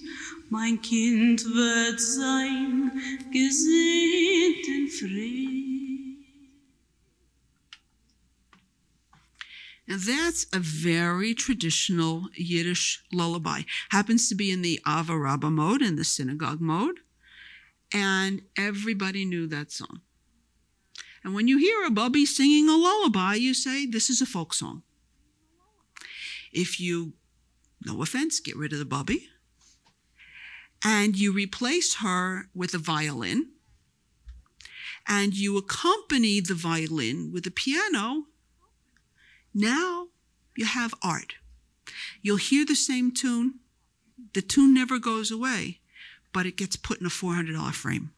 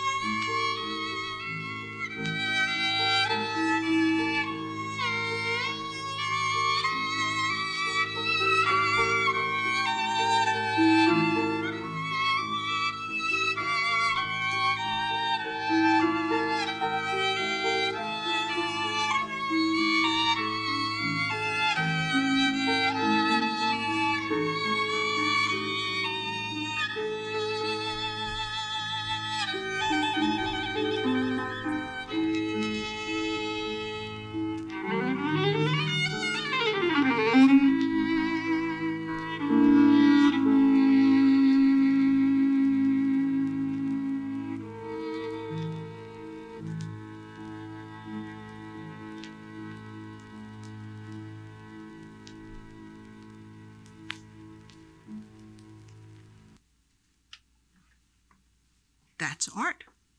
How come it's such a different melody? It's not a different melody. It's exactly the same melody. Between those two, I mean, from the one I know. Ah. What you think you know as Roschenkiss mit Mandeln comes from an operetta by Goldfaden from Schulamis. And I knew somebody was going to ask me this. Goldfaden had a scene in the operetta Schulamis in which a mother is singing a lullaby to her children. Now, forget for the moment that the lullaby, the operetta is taking place during the time of the Second Temple. Now, forget for the moment that nobody was speaking Yiddish in the time of the Second Temple. There was no Yiddish. But putting that aside, you go to the theater, you suspend your disbelief. But Goldfaden was enough of a showman to know that he could not take a tune that everybody in 1880 was singing and put it in something that was supposed to be taking place in the year 40. So, but he still wanted this this moment in the play to be very moving and connect with everybody, because this is like the last good thing that happens to this poor young mother, and everything is going to be bad for her after that. So he took the words of Roschenkes mit Mandlin from this song. This is the original. And he refashioned it into what people think they know as this folk song, Roschenkes mit Mandlin, which was actually composed by Goldfaden.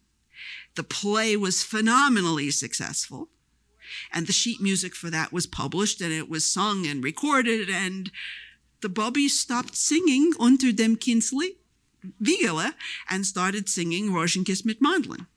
But this is the real McCoy. This is the original tune. So, when we take this tune and we hand it off to a violin and a piano, we have art. But if I'm a composer and I am being handed a melody that already exists, I feel like I'm working with one hand tied behind my back. Because if you want the tune to be recognizable to people, then it's going to cramp my style. Right? I can't do any old thing I want. You have to be able to recognize the tune. So composers very quickly began to chafe at the idea of just essentially arranging, or covering a tune that already existed. They wanted to write their own music. But how do you write Jewish music that people will recognize if they don't already know it? You see the problem. So the first thing they did was they said, okay, well, what if we take motives out of the Jewish experience? If we take Jewish musical ideas that are connected, that everybody would recognize as being Jewish motifs, not a whole tune, but a kvetch here and a nudge over there. If I take something that people will recognize, and if I set it up in a way that they'll think that they recognize it, even if they don't 100% recognize it, then I can get away with it. I can write something that feels original to me, but that people will still feel like, is comfortable for them. So there was a composer by the name of Samuel Allman, who was A-L-M-A-N, Allman, who was actually born in Odessa, but who lived most of his life in London, but who was of the same generation as these guys in St. Petersburg. And he wrote a piece for cello and piano that he called Haftarah. First of all, with a name like Haftarah, all the Jews go, oh, I'm going to know that piece. So if you went, Mapach bashta munach katon merchat tipcha munachet nachta, then everybody would say, oh, we know that. That's a Haftarah. But he didn't go that far. But he took the general phrasing of a Haftarah, the short little ideas. He took a motive every now and again, and he creates a little work that you can believe is like a Haftarah.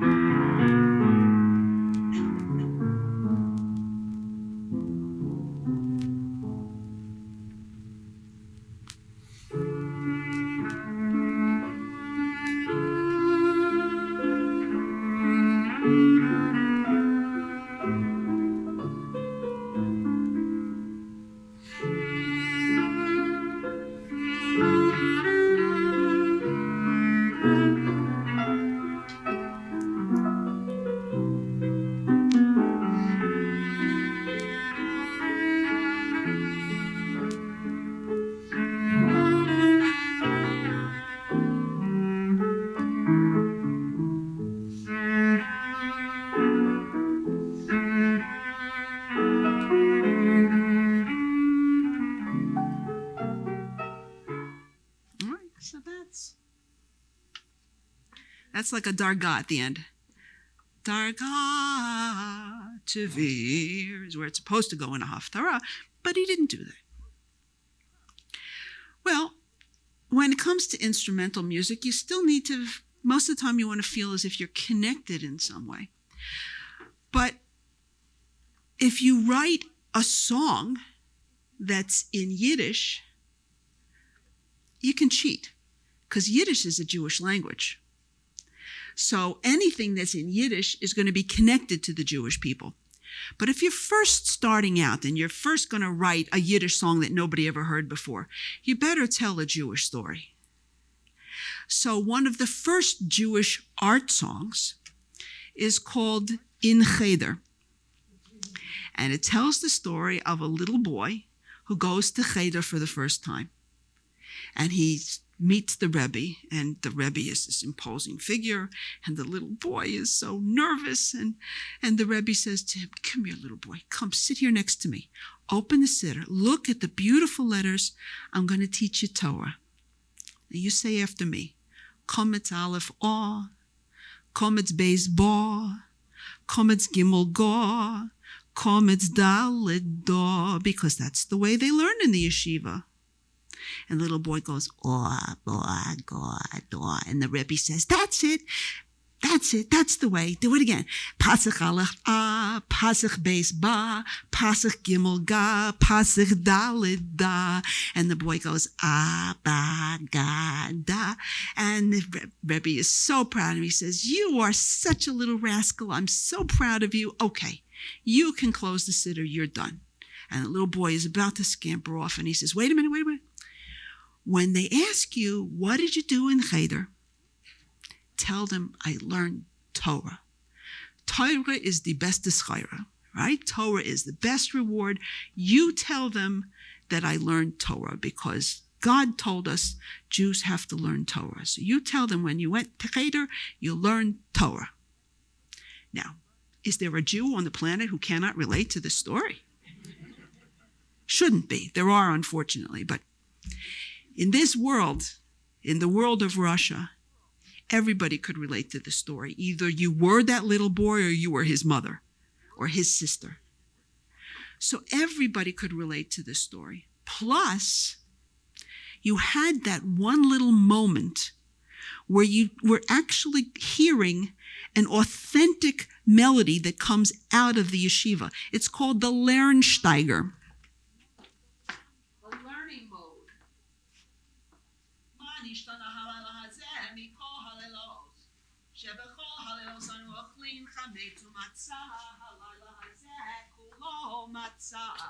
That's the Lernsteiger, the learning mode. Why is this night different from all the others? And that's the way you learned in the yeshiva. Kometz Aleph Or, Kometz Beis Bo, Kometz Gimel Go, Kometz Dalet Do. He's learning how to read.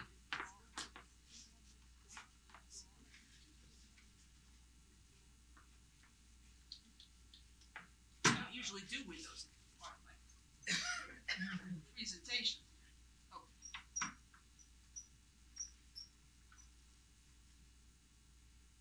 So a kometz with an aleph is Or, and a kometz with a base is Bo, and a kometz with a gimel is Go, and a kometz with a dalet is Do, and that's how you learn to read Hebrew. All right, you don't go to Berlitz, you don't Tal Sela, any of these fancy things. That's how you learn in Cheder, and you repeat after the teacher. Or, Bo, Go, Do, Ah, Ba, Ga, Da. I remember learning that way. So if you have that little piece that's absolutely authentic, it's not that the composer is sticking in the authentic music because otherwise you wouldn't believe it was a Jewish story. It's more like incidental music. You know, when you go to a play that's really a dramatic play, but if there's a moment in the play where a child is singing a nursery rhyme, okay, it doesn't make it a musical because at that moment in the play, a child is singing a nursery rhyme. All right, or if you go to, or if there's a wedding scene in the play, and if there will be klezmorim playing at a wedding, it doesn't make the play a musical because there was one moment when there was music in the play. Otherwise, it could be, it could be a tragedy. It could be, whatever. So in this particular story, you needed to quote the Lernsteiger because if you're telling an accurate story, you wouldn't, he doesn't learn, Spanish in Cheder. He learns Yiddish. He learns in Yiddish and he learns how to read Torah. And this is how he learns to read Torah. So the melody, the music belongs there. It's part of the story. It's national. It's like putting a patriotic song in a history of the Revolutionary War, right? It belongs there. So otherwise, the song is really completely original. It doesn't come from someplace else. It was written by Moses Milner. But the story that he's telling is a story of the Jewish experience. And so it translates immediately. So it's arty enough that anybody who's not connected to the Jewish community can listen to a beautiful singer and an impressive piano part and say, this is art. I'm impressed. And it's Hamish enough that the people who want to be impressed that this is a Jewish story can say, yeah, that's a Jewish story. I know how that goes. So that's how this goes.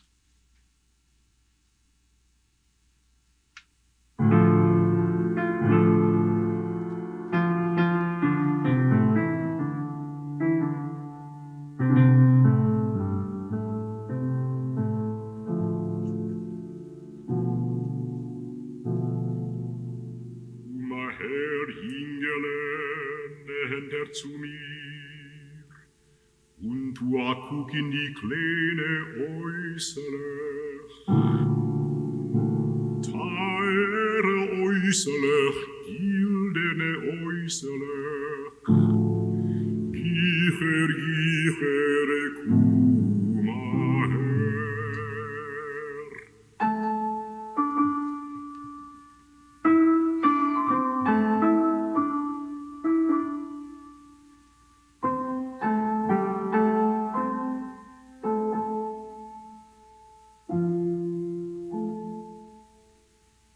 Herr Ingele lehnt zu mir und tu guck in die kleine äußerlich, teure äußerlich, gildene äußerlich, gicher, kuma her. Ob kein Meure nicht, schreck sich nicht.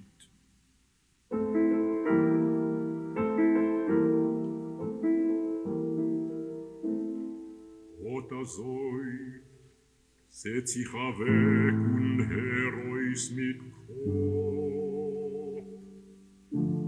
Setz ich, Soi, her sich zu.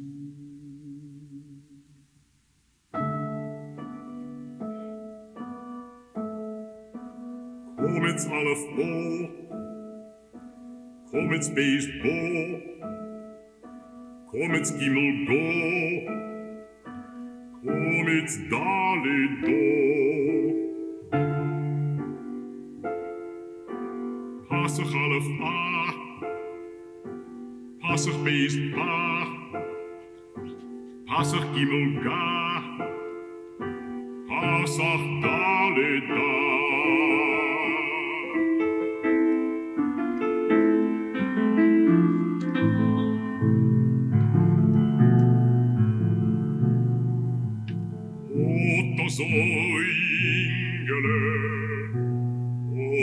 Soi darf man lernen, Ingele, oi, weitaier Ingele.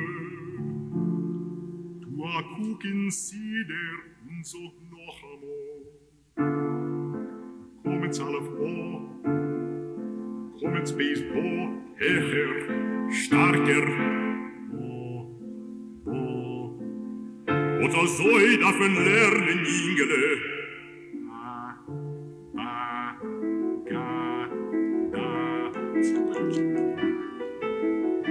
Hecher, starker. Oder Soi darf man lernen, Ingele.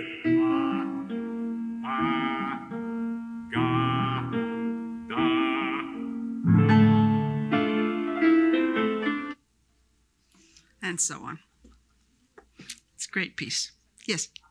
I thought you were going to use this song Ivan Pripyatchik, but that's what I hear. Yeah, but Ivan Pripyatchik is not a real folk song because we know who wrote it. It's written by Mark Varshavsky, but it's written in the style of a folk song. So it's not art song, it's folk song. Okay, this is art. This is a different level. This is not a song that you sing along to. It's not strictly metrical. You can sing Ivan Pripyatchik without accompaniment. It's like a folk song. The only reason that it's not really a folk song is because we know who wrote it. Everybody wrote all the songs. We just don't know who wrote them, so we call them folk songs. Yes, it's the same story. It's the same story, but it's like, if I draw a picture of a person, it's going to look like sticks, and, it's not going to be very impressive. And if Rembrandt draws a picture, Rembrandt is art and what I do is not. So that's the difference. Okay. Well, the notion of using recognizable materials or recognizable stories to promote a genre that didn't exist before and to build an audience for it made a certain amount of sense. But not everybody thought that it was necessary to co-opt the Jewish language or to co-opt pre-existing melodies that people would recognize, whether it's a folk song melody or Torah trup or anything else. Some people said, I'm Jewish. When I write music, it's going to be Jewish music. Ernest Bloch was one such person. He said, I don't have to be an archaeologist. That's exactly the word he used. He says, when I write from my Jewish soul, I'm writing Jewish music. Now, he had a very strange Jewish soul. Among the most important artworks in his life was a crucifix that he kept hanging over his bed because he thought it was beautiful. He was disengaged enough from traditional Jewish life that he didn't realize that this really shouldn't have been possible for him. But it was possible for him. And he wrote lots of music that had no intention whatsoever of being Jewish. He wrote a violin sonata he wrote two violin sonatas at the same time. One he called Sonata Number 1 for violin and piano. He wrote that in 1921. And it's 3 movements, and they're called things like Moderato and Molto Agitato, and they've got regular Italian names, and it just sounds like a nice sonata that anybody would have written in 1921. And in 1923, he wrote a sonata that he didn't call Sonata Number 2. He called it Baal Shem Suite. And he was attempting in this sonata to conjure up images of the leader of the Hasidic world.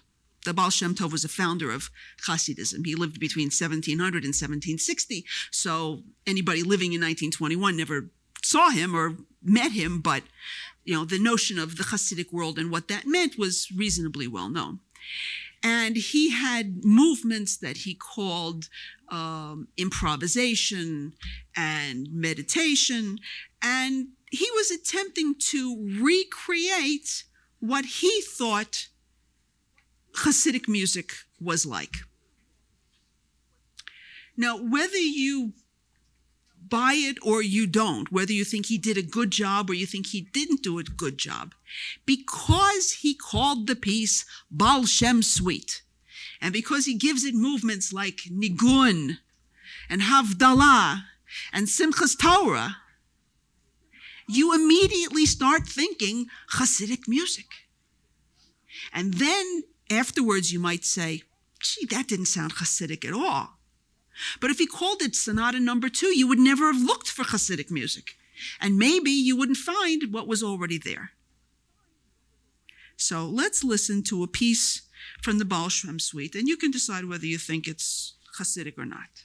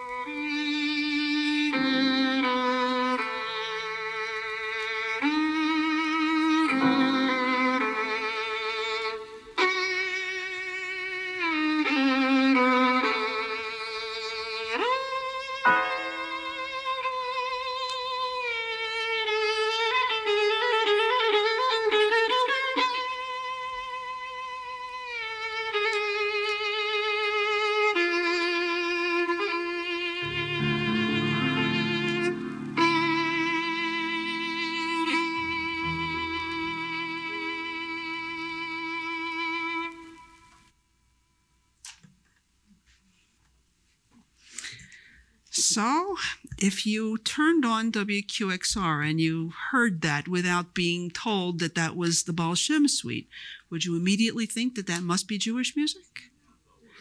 Nah. Yeah. Yeah. But when you're listening for them because you know it's the Baal Shem Suite. If you just turned on the radio and you didn't know what that was, it could be any number of things. But you're listening to it now with Jewish ears. And so you're hearing what he put there. Well, all of this music that we've heard, most of the music that was created by the members of the Society for Jewish Folk Music and the Alman and this music of Bloch, not all of Bloch's music, but a lot of the music that we've heard so far has been what we call chamber music for very small ensemble. The St. Petersburg guys did it for very practical reasons. They were very active not only in creating this music, but also in concertizing. And they went all over Russia. They did there was 1 2-year period where they gave 300 concerts every night in a different little hall someplace. It's very difficult to transport an orchestra at that speed. Wherever you go, you can expect there to be some kind of a piano, and you can carry a violin under your arm, and so you can go. So whether you take a violin or a cello, a viola, you can go with a very small ensemble. And so from a practical perspective, they wrote small compositions. Bloch did write some orchestral works, but he didn't write anything that he called a symphony that had, well, actually he did. The Israel Symphony was attempting to have Jewish musical content. But the first composition that we have that's really, really, really recognized by everybody as a symphonic work in the style of 20th century symphonic works is Symphony No. 1, very appropriate title, Symphony No. 1, by Leonard Bernstein, which he wrote in 1942, before anybody knew West Side Story or any of the other things that made him famous as a composer. And he wrote this symphony as a tribute to his father. His father had not been in favor of his going into music. He figured that he would not have much success as a musician. Musicians don't usually get rich and famous. For every 6 rock stars who are rich and famous, there are 6,600 that never made it. So he figured this was a dangerous business. He really wanted him to be a rabbi like his grandfather. But if he wasn't going to be a rabbi like his grandfather, then he should go into the hair business. Bernstein's father made like hairbrushes and things like that, and he thought that he should go into the family business, which would have been okay, but it wasn't what Leonard Bernstein wanted to do. And of course, his father didn't know he was going to turn out to be Leonard Bernstein. So things turned out the way they did, but Bernstein had his father in mind and in tribute when he was writing his first symphony, and symphonic works are usually what we call absolute music.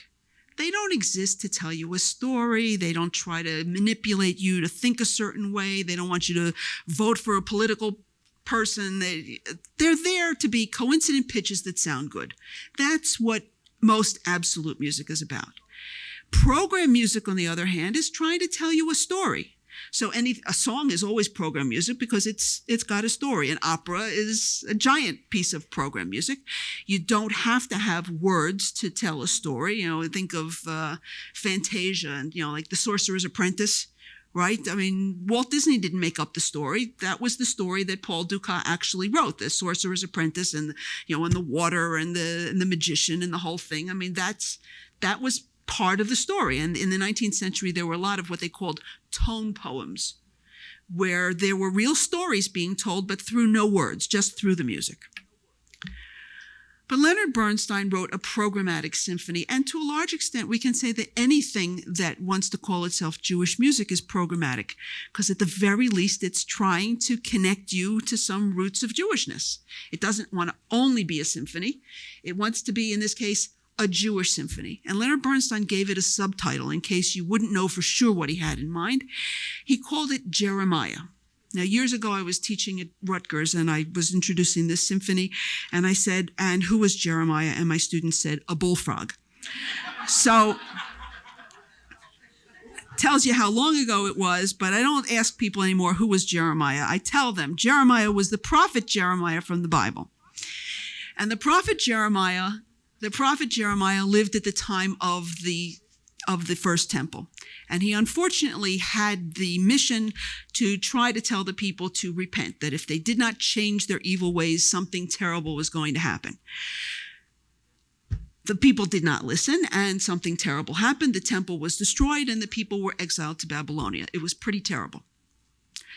We know Jeremiah through two books that he wrote, the book of Jeremiah and the book of Lamentations that we call Echa, which is read on the 9th of Av when we remember the historic destruction of the first temple, and the second temple for that matter, that it was also, according to tradition, destroyed on the same day, on the 9th of Av. So Bernstein writes a symphony in 3 movements. Historical, classical symphonies had 4 movements, but in the 20th century, you can do whatever you want. So he wrote 3 movements. The first movement is called Prophecy. And the first movement is based on traditional motifs from Nusach.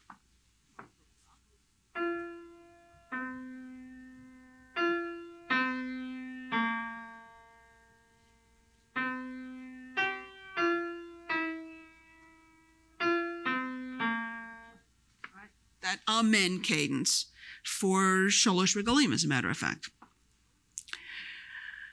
And that's the main theme of his first movement, this prophecy that Jeremiah was expounding to the people. Let's just hear a little tiny piece of that.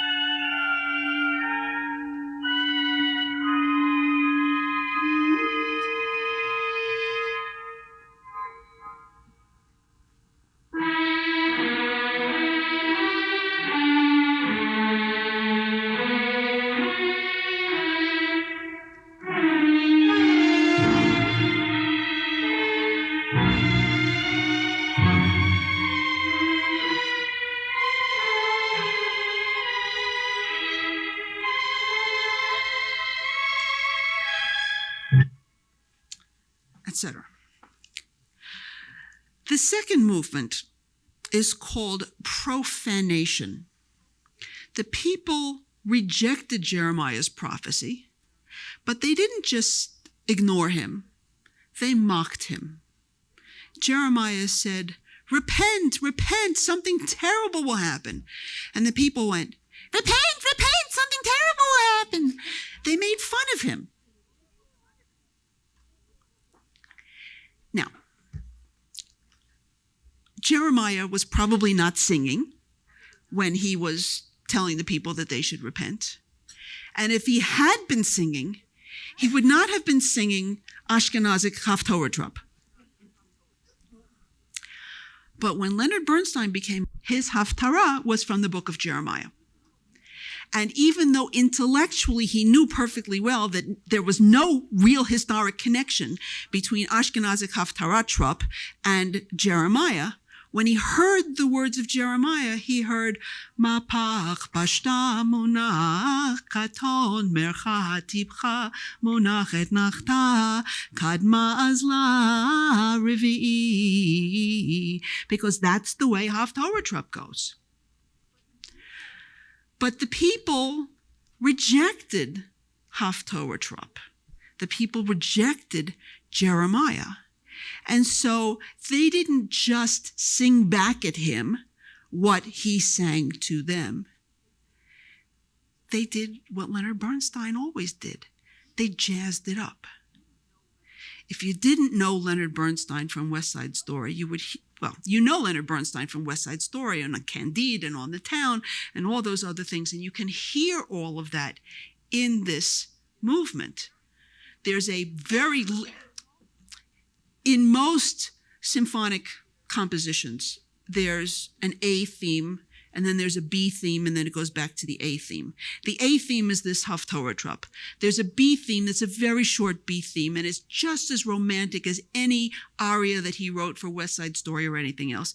And he comes back to the B theme at the end. Interestingly, he does something that composers do not usually do in a symphonic work. Usually the first movement and the second movement and the third movement and the fourth movement have nothing whatsoever to do with each other, except that there's a key relationship between them. Haydn wrote 104 symphonies. You could take the first movement of number 1 and the second movement of number 16 and the third movement of number 34 and the fourth movement of number 88 and put them together, and nobody would really know the difference or care. Right? They have nothing to do with each other. But this is a story that Bernstein is telling. And Bernstein is telling this story of the prophet who's trying to get the people to hear the message. Now, the people are mocking him in Haftorah Trupp, but he's still singing da da da da da da da da da. That's the theme from the first movement. And so at the end of the second movement, that in the middle of an orgy of rejection that's going on by the people, we're still going to hear that theme compounding out because Jeremiah didn't give up even to the very end. So we're going to hear this. It's not long, but it's definitely worth hearing.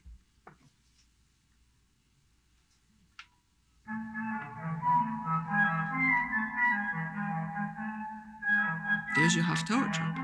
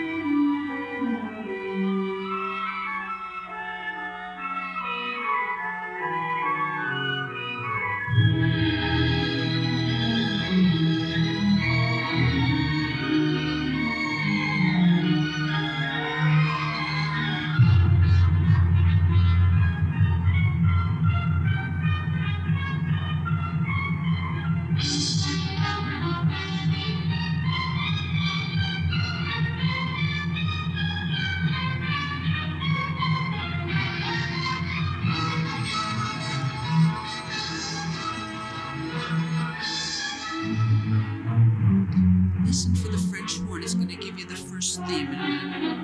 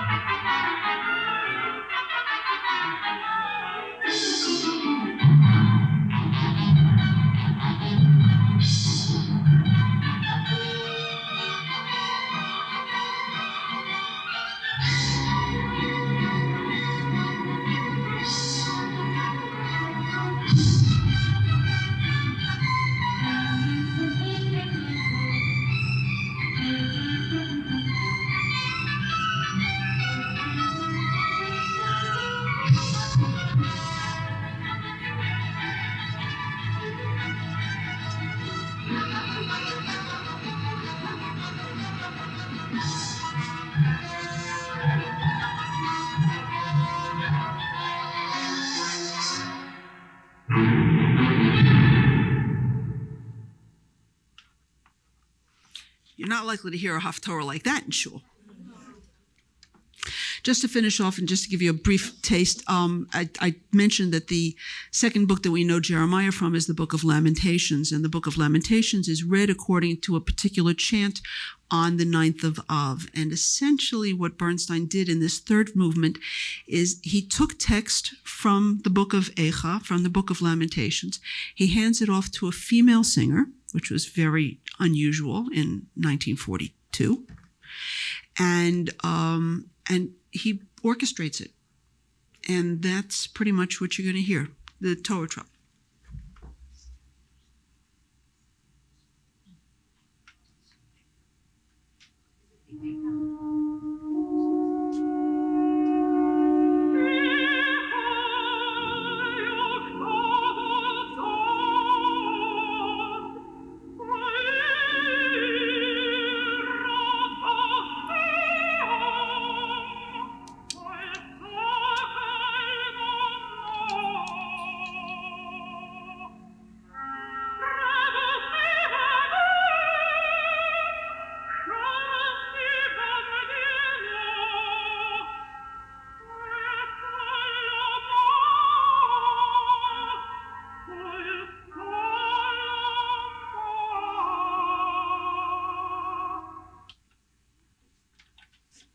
And that's as much of that as we have time for.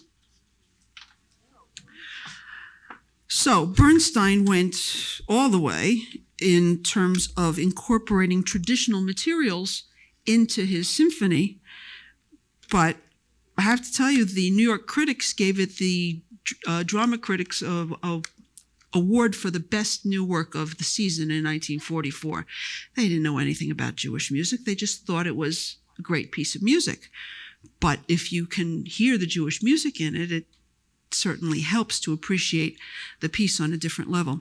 I just want to finish off with a brief excerpt by a different composer.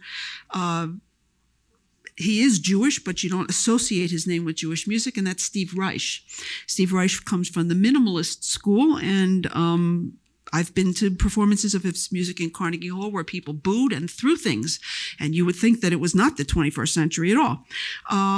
We're not going to boo or throw things at this piece. It's an interesting composition. When he was in about 1980, he decided he wanted to get a little bit in touch with his Jewish roots, and he decided that he wanted to write a piece that was connected to the temple. And he did his homework, and he discovered that nobody knows what the music of the temple sounds like, except that we know what instruments were played in the temple, and we know what texts were chanted. We know some of the texts that were chanted in the temple. So he wrote a piece called Tehillim, Psalms, in which he took excerpts from psalm texts, which would have been sung in the temple. He based his orchestra on the instruments that were played in the temple. And since the actual music for the temple was lost, nobody could say to him, how come you didn't use this nusach or that nusach? Because there wasn't any. So he was free to do whatever he wanted, but his source of inspiration was the temple service.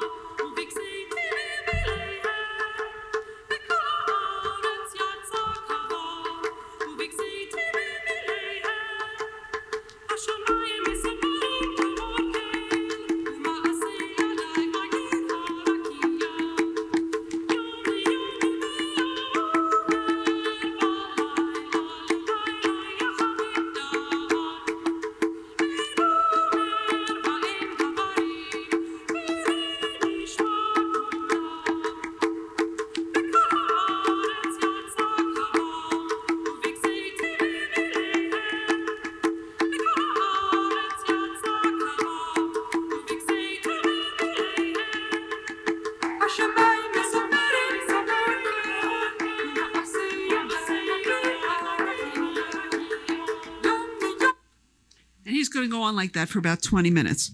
And that's the minimalist piece in him. But his motivation was absolutely pure, and you have to give him a lot of credit for trying.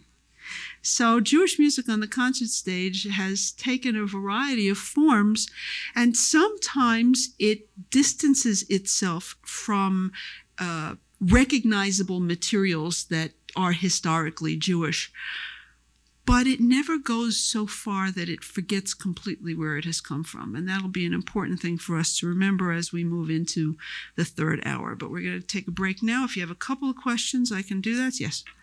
You mentioned at the very beginning of this section how the higher patron said no more of this song because of celebration of destruction of the temple. Can you give some kind of justification, rationalization as to how could they overlook what a tremendous force music is in sorrow and tragedy? It was not that music is not an important force in sorrow and tragedy. It certainly is. But there was no question that all of our music was not going to be about sorrow and tragedy. Jewish worship is about text. And most of our texts are not sorrowful and they're not tragic. They're very joyous. But the rabbis did not want us to get to the point of art music, because on a certain level, art music exists for the sake of the music. And they didn't want it to be about the music. They wanted it to be about the texts. And all of Jewish liturgical music is always about the text. So they just eliminated it in order to not take a chance of... Well, they couldn't really know how far it was going to go, but their point was that music is... The presence of music, even in your moment of greatest sorrow, the presence of music is comforting, right? And so they didn't want there to be... It's a much more complicated story that I can't get into in great detail, but that's the bare outline. Yes, ma'am.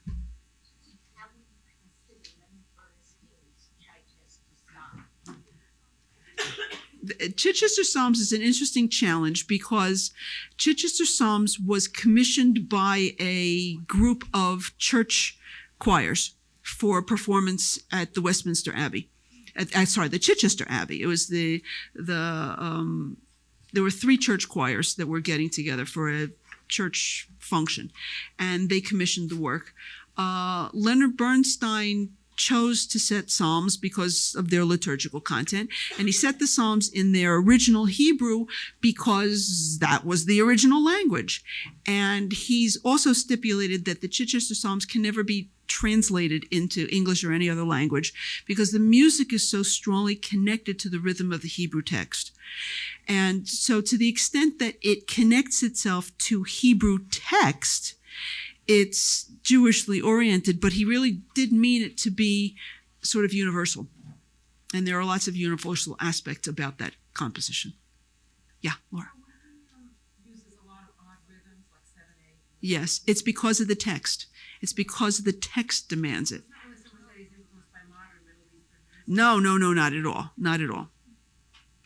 Yes. What are the instruments in the last piece? You said about the temple. Well, all you heard at the beginning of that piece was a little bit of percussion, which actually would not have been done at the temple, but was existing at the time of the temple. If you look at Psalm 150, they talk about praising God with the drums. That the drum was part of the secular life of the people and not the religious life. But if I had gone another 10 minutes into the piece, you would have heard strings and winds and other things that were representative of the temple instruments. Yes, ma'am. Okay. Joseph Achron, Lazar Seminsky, Moses Milner, Ephraim Skliar, Michael Niesen, mostly names that you've never heard of, but no. There was an Anton Rubinstein. No. Didn't he write music? He may have, but he wasn't part of this group. Yes. How noted was Solomon Rossi? Very well known for his secular music, not well known at all for his Jewish music, but his Jewish music was only liturgical, and that's why it didn't belong in this hour. Okay, take your break before they yell at me.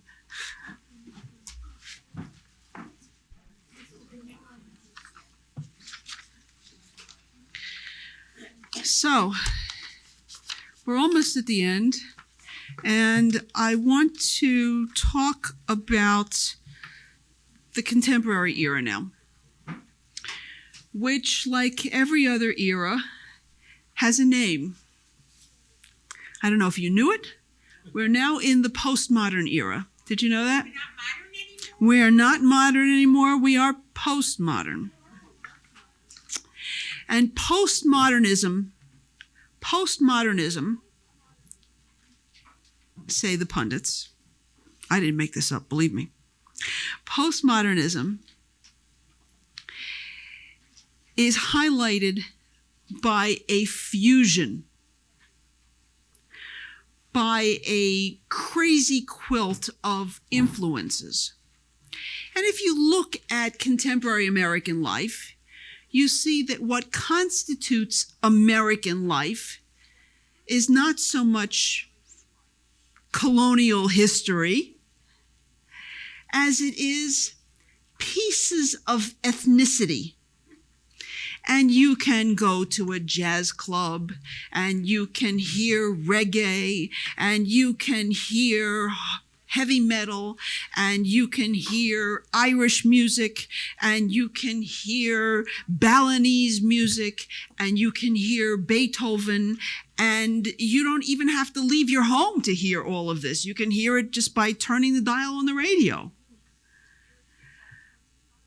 And America today is as much a pastiche of all of these influences as it is anything else. Well, when it comes to Jewish music, to a large extent, Jewish music has always been postmodern, because the Jews have always, as we started out, always adapted the music of their surroundings. So there's always been some sense of a tradition brought by the people from wherever they came from to wherever they are now, but that tradition meets something else. And then that tradition is consciously or subconsciously influenced by the something else that it meets. You know, we talked a little bit about the Jews from Arab lands who came en masse to Israel in the early 1950s. There were ethnomusicologists practically standing on the tarmac waiting to record these Jews as they got off the plane, because they knew that the minute they started hearing other things, their own traditions were going to be polluted to some extent.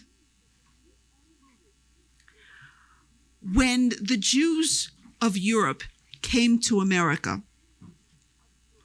for a long period of time, we froze. We stopped doing what we had always done. And part of that was because of this enormous culture shock. It wasn't just the other side of the Atlantic Ocean. It was an entirely other world. And you could try to be American, but which American were you going to be? Were you going to be Italian? Were you going to be African American? Were you going to be Irish American? Who were you going to try to be? And once you thought you had the hang of it, the styles changed. We went from the Charleston to the swing era to the big bands. As soon as you thought you knew where you weren't there anymore. We had the fortune/misfortune to arrive in the new world in the technological era, which made everything move much, much more quickly than it ever had. If you were a Jew from Minsk and you were thrown out and you ended up in Pinsk, nothing changed that much. It could be 1680, 1690, 1700, 1710, didn't make much of a difference. Today, you better listen fast to the oldie station, because tomorrow the stuff is going to, today the stuff that's on the top 40 station is going to be on the oldie station. You know, things are moving so quickly, and perhaps much more quickly now than they did at the beginning of the 20th century. But still in all, the Jews really froze for a period, except to the extent that Jewish music stopped being so Jewish. The klezmorim wanted to adapt to American music in order to earn a living. There wasn't much of a market. There wasn't any more of a market for Jewish music in America than there had been in Europe. The klezmorim had earned their living not by playing Jewish weddings, but by playing for the non-Jews. So Dishtila Bulgar, which was called Dishtila Bulgar only because RCA wanted to record it. You know, none of the Bulgars and the Horas and the Choks and the Doinas, they didn't have names in Europe. They just played. But in America, when RCA Victor was trying to attract audiences, they put out a huge catalog, RCA and Columbia, they put out huge catalogs of ethnic music. And now all the music had to have titles. So they slapped titles on things. And Die Stille Bulgar was da da da da da da da da da da da da da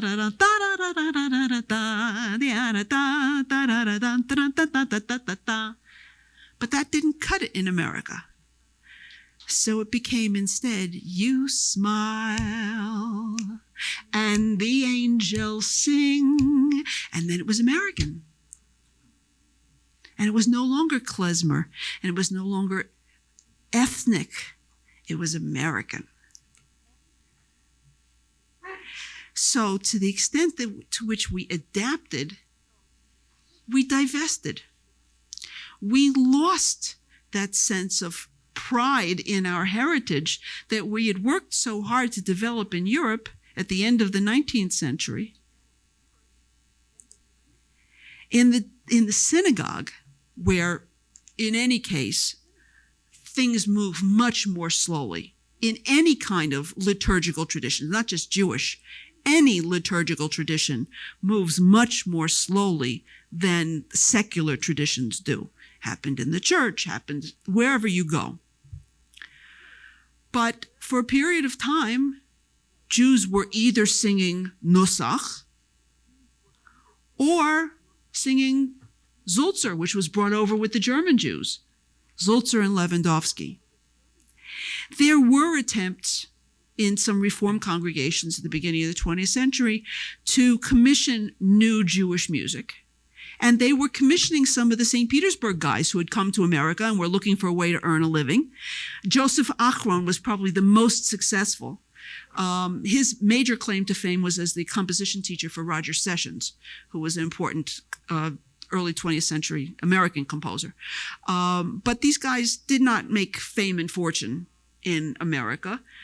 Most of them ended up staying in the world of Jewish music and in synagogue music and writing compositions that really didn't make it. They were presented with lots of fanfare and flourish, but they were not part of any continuum that people could recognize. They weren't connected to the synagogue with Nusach. They were art music compositions written for the cantor and the choir that the congregation couldn't participate with. So in most cases, they were performed once and never performed again. And you can get collections of these things. The books are out there, but nobody's ever heard of this music. So it didn't really make a strong impact. And for a long time, Jewish music just sort of treaded water. Really, until after the 1967 war. Until the Six-Day War in Israel. And the American Jewish community changed dramatically after that. For one thing, a lot of people who had not been particularly interested in Israel suddenly became interested in many things Israeli and started looking at all kinds of culture coming from Israel and discovered the Eastern Jewish communities and lots of other things. People in America who had been traditional Jews, but who had been told, for example, that the kippah was an indoor garment, that you didn't wear a kippah on the street, were now wearing kippot on the street. People who never thought of wearing any kind of Jewish jewelry before, of broadcasting their Jewishness, were now wearing chais and their Jewish names and mezuzot and hamsas and T-shirts that said Jewish American Princess or Harvard in Hebrew letters. And people were wearing their Jewishness on their sleeves and on their fingers and in their hair. And it should not surprise us that this is exactly the point at which people started asserting a different kind of Jewish ethnic identity. It was an identity that was not so much connected to the synagogue, and it was not connected to the sophisticated concert hall, to Carnegie Hall, to Lincoln Center. It was connected to the clubs, to youth events. It was an attempt by people to demonstrate that they were not just Jews on Saturday morning, they could also be Jews on Saturday night. Not surprisingly, if they wanted to connect to Jewishness, they chose liturgical texts. But the first people to do this were Orthodox Jews who would never have dreamt of bringing a guitar into the synagogue. But you can be just as Jewish on Saturday night as you are on Saturday morning by taking liturgical texts and now adapting the American popular musical style. So the Jewish text is what connects you Jewishly, and the music is just American, because that is what is around you, which is not at all different from what happened to our European ancestors who evolved Ashkenazic Nusach that was just like the music of the Germans. It's very, very important that we remember that. What we consider to be heilige nigunim, holy melodies that we would never imagine getting rid of, these are tunes that were part of the secular German vernacular. If they weren't borrowed lock, stock, and barrel, then at least stylistically they were just exactly the same as the kinds of tunes that were being written.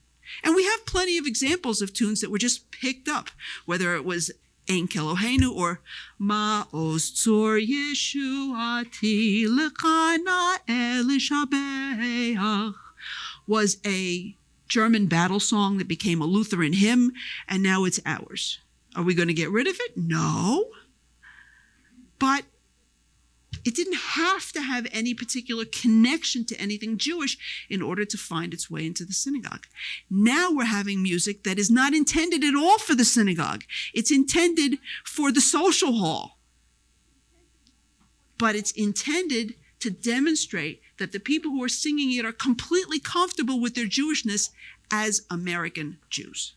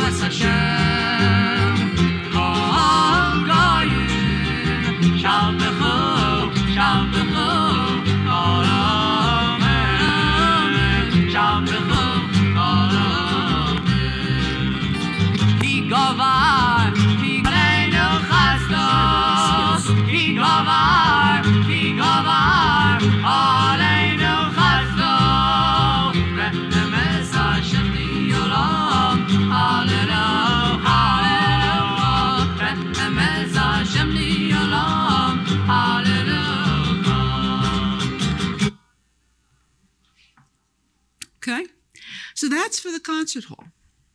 Now, that was coming out of the traditional side of the Jewish world.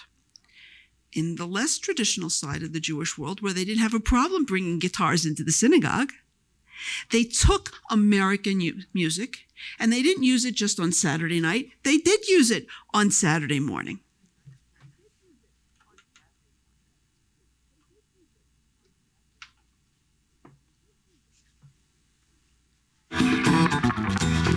Zarua, Lat Sadik, Ulishre Lev Simcha.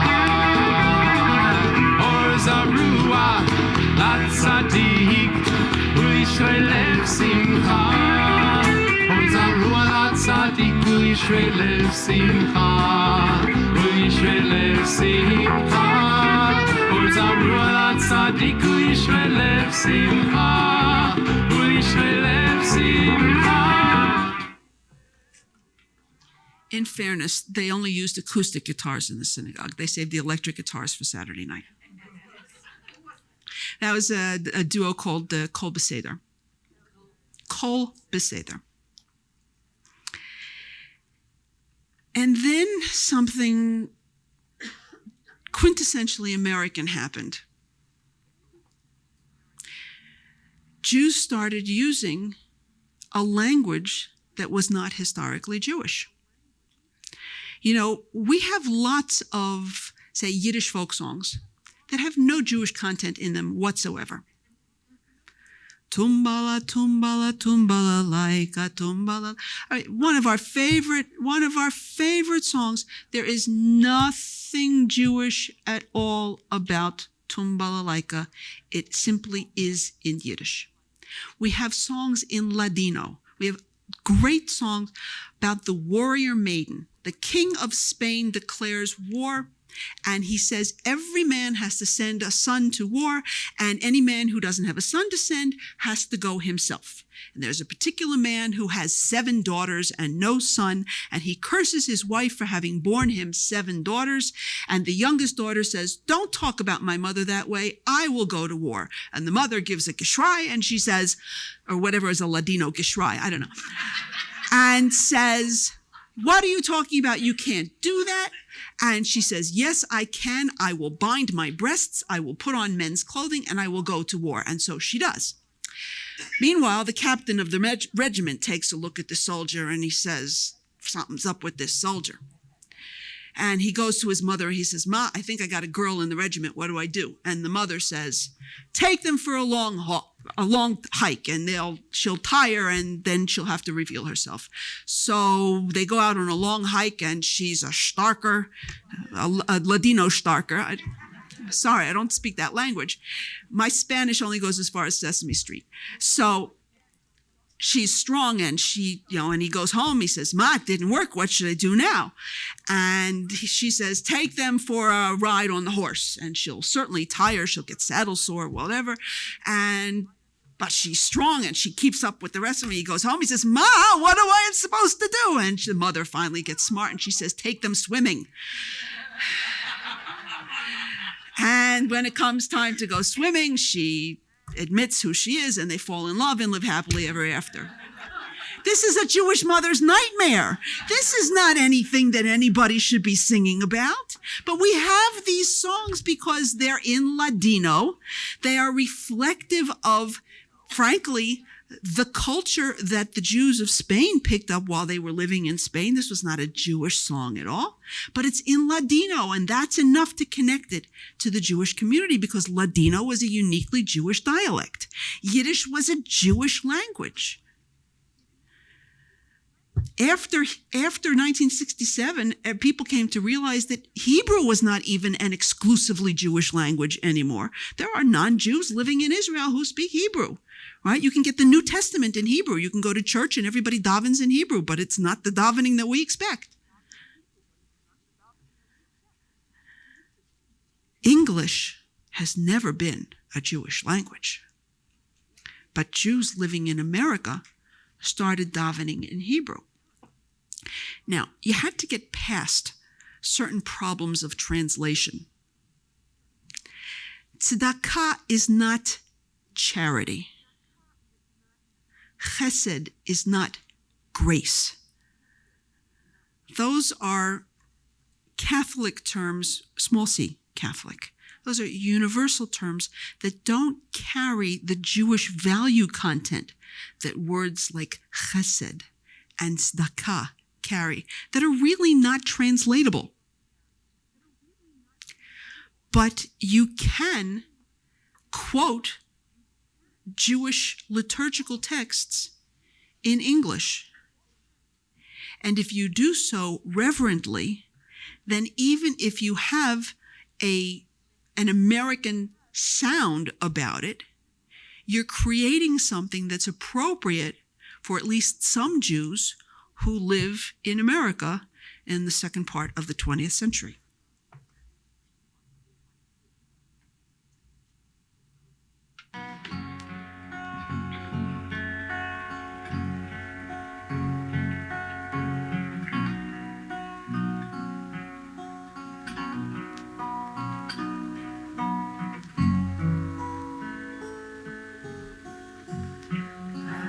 Thou shalt love the Lord thy God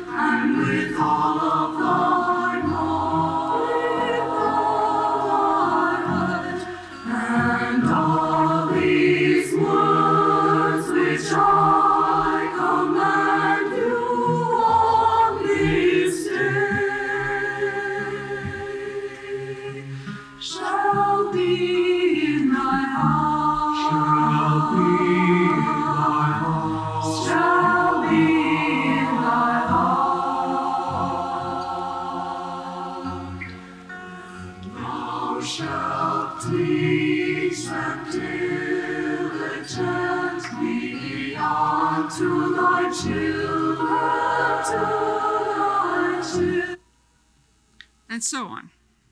So Ve'ahavta works in English. Maybe. Some of us feel comfortable davening in English and some of us don't. But English is a perfectly acceptable language for outside the synagogue. After all, it's the Mama Lashon for most Jews who live in America.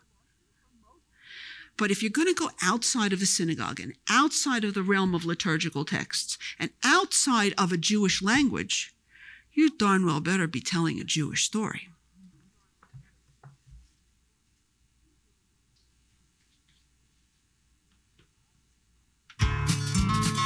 I was just another greenhorn looking for a job. I prevailed upon a landsman to finally take me on. Worked as a peddler 10 hours every day. In the evening I brought home my pay. Scrimped and I saved till I put enough aside. Then I sent it to my father, his passage for to buy. Money for the steerage and money for the prize. It was 4 years since my mother died. I won't forget where I came from, my mother. Each day in the synagogue I pray for you. I built a life for us here in America. How proud you would be if you knew.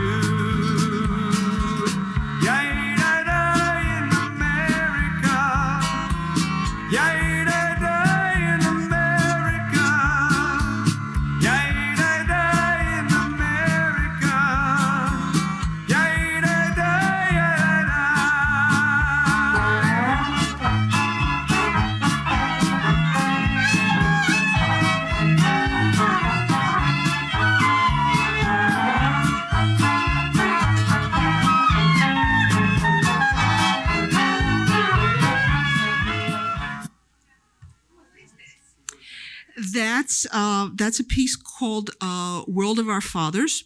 It's by a band called Safam. Robbie Solomon wrote the piece, and it tells the story of immigrants coming to America.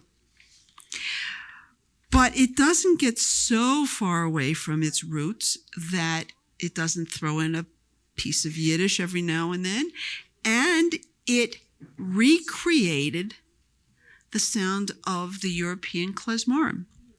At the end of the 1970s and the beginning of the 1980s, this remarkable thing happened.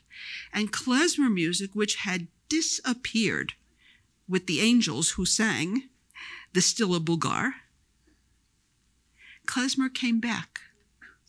Because the children of the klezmorim, who had rejected klezmer music and had rejected cantorial music and had rejected all kinds of Jewish things, started going out trying to be American musicians. And they wanted to get at the roots of American music. So Henry Sapoznik, for example, went to Appalachia and he interviewed all these bluegrass musicians and he studied their music. And finally, one of them said, "You know, all these Jewish boys coming down here to Tennessee, don't you got no music of your own?"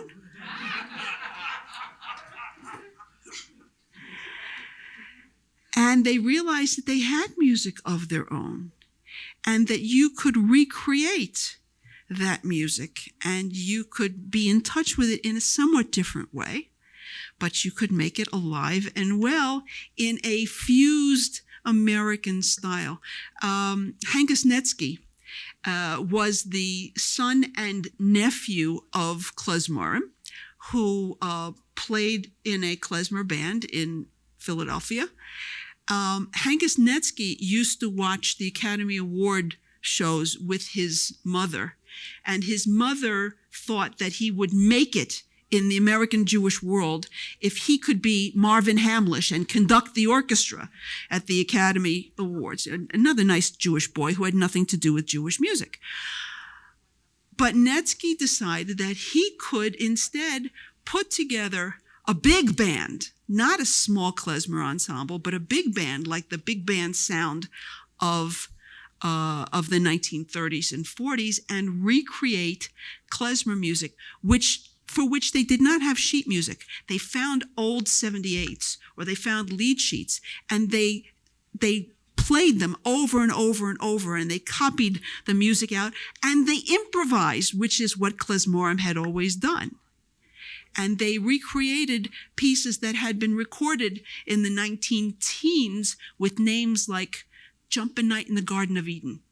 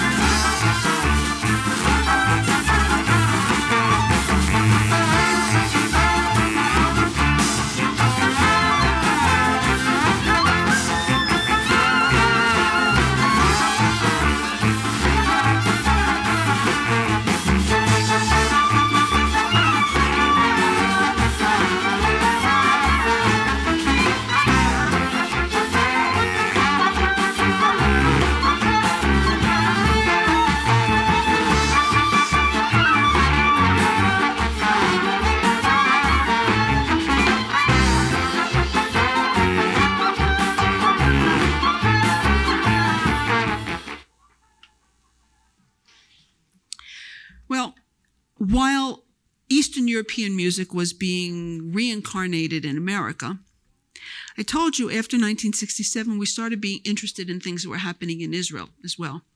And after 1967, really not until the 1980s, but another community began to be heard from much more because really of the invention of the cassette tape, which was a 1960s invention, but it really came into prominence as in use in Israel in the 1980s when anybody could, take a cassette tape and make a recording in your basement, get a double cassette deck, reproduce copies of it, hawk copies from the back of your station wagon on street corners in Israel or in little stalls that you'd set up in the bus stations. And this other world, a somewhat marginalized community that had been kind of buried since the establishment of the state in 1948 came into prominence, and that's our friends, the Oriental Jews. Us, the way we were supposed to be from way back when. And the historically traditional sounds of the Jewish community came back into prominence. To most people, they sounded like Arabic music. And that's right. That's what our music sounded like in the beginning. But Hebrew singers brought that musical style and became a craze that has left an indelible impression on the music of Israel. Interestingly, the Western composers who went to Israel in the 1930s from places like Germany and were instrumental, pardon the pun, in creating Israeli national art music, capitalized on this Eastern strain. And Israeli art music is really a bridging of East and West. But in the popular vein, the Ashkenazim really had the power. They were there first. They ran the establishment. And the Ashkenazim were the government officials who were trying so hard to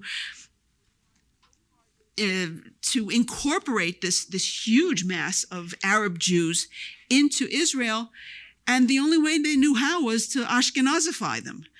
And that really meant sort of burying their own native culture. It led to a lot of dysfunction within the Oriental communities, where you had children who were disengaged from their home culture and rejecting their parents and their grandparents, and it was not a good scene. And fortunately, we got past that, and some Eastern-trained and Eastern-born musicians came into prominence and really made a huge difference on the music of Israel and brought that music to the attention of some performers and certainly lots of listeners in America. And we started hearing things like this.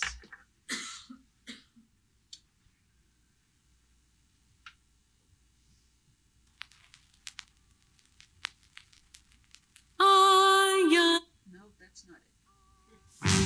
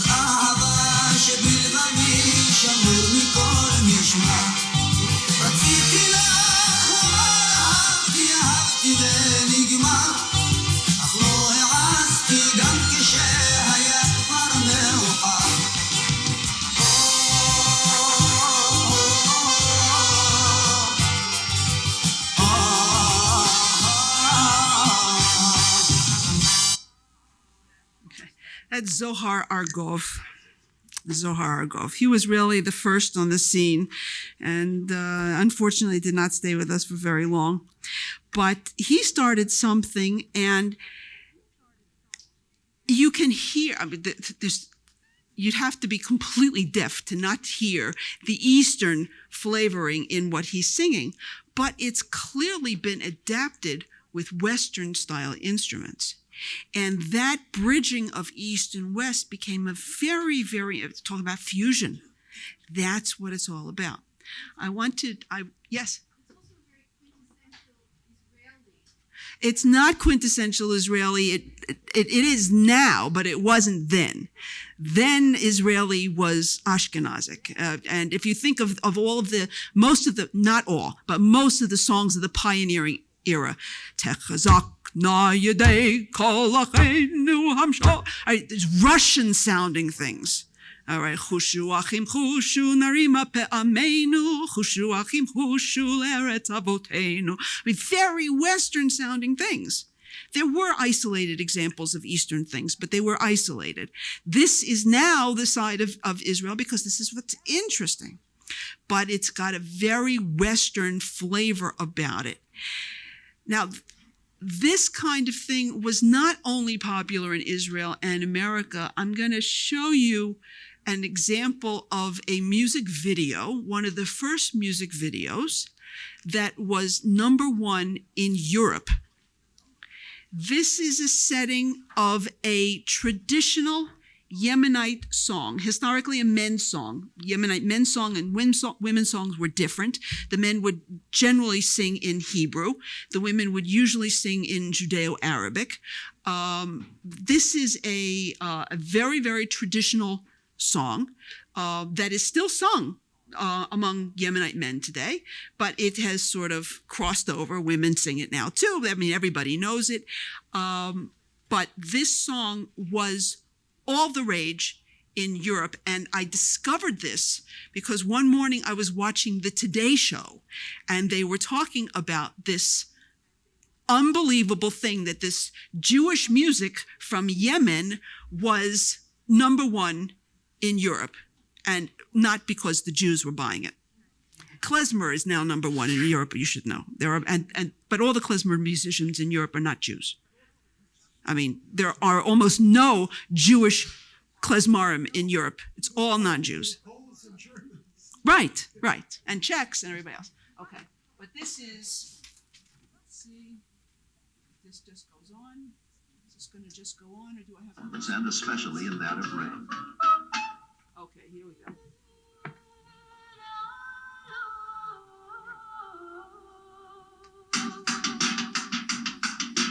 This is apparently the reason why Yemenite music was able to break down the barriers and reach out to international audiences.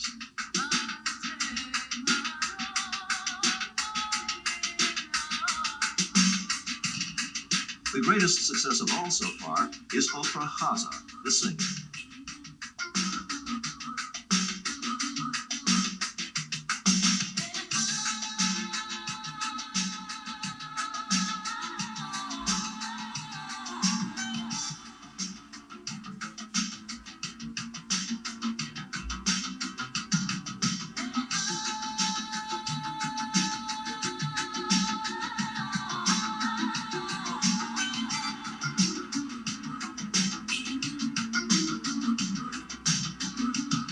It is interesting to note that of all the various styles of Yemenite music, the Diwan songs, so precise in nature, have become those universally popular.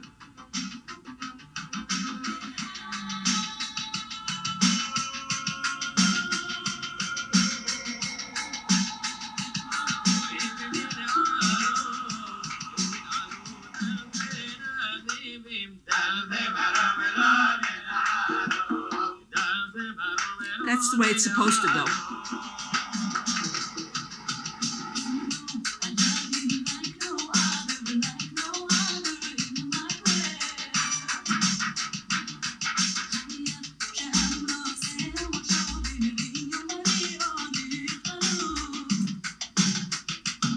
It is amazing that the source of the international hit song Im Nin Alu is from the Yemenite Diwan. which relates to the destruction of the temple. This is actually, this is obviously an excerpt from this is an educational film about Yemenite Jews and especially their music.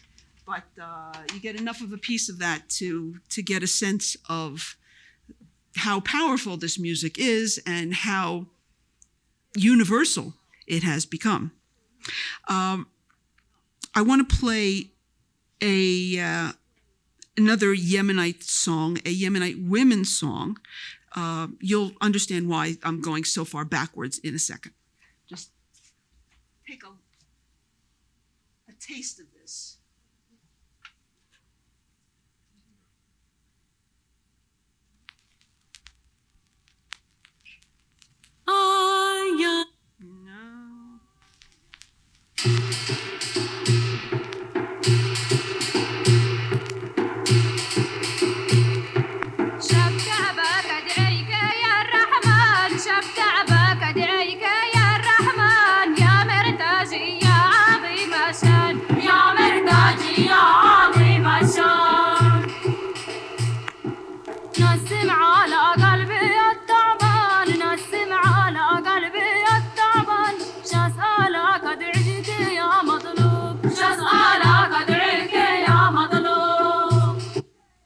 So that's traditional Yemenite song. It goes way back, and that's traditional Yemenite song.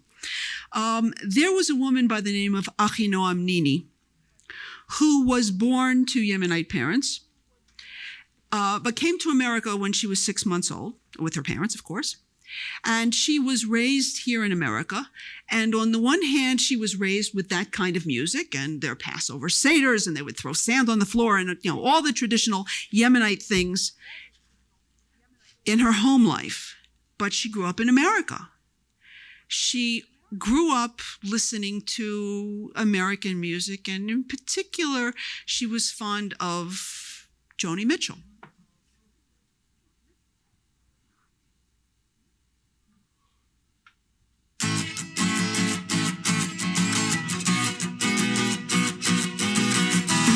Not Jewish, by the way. They paved paradise, put up a parking lot with a pink hotel, a boutique, and a swinging hot spot.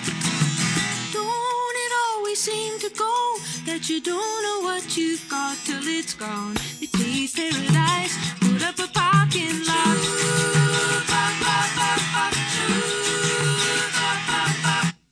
Okay, so you put together Shabda, which is the Yemenite thing that you heard, and Joni Mitchell, and this is what you get.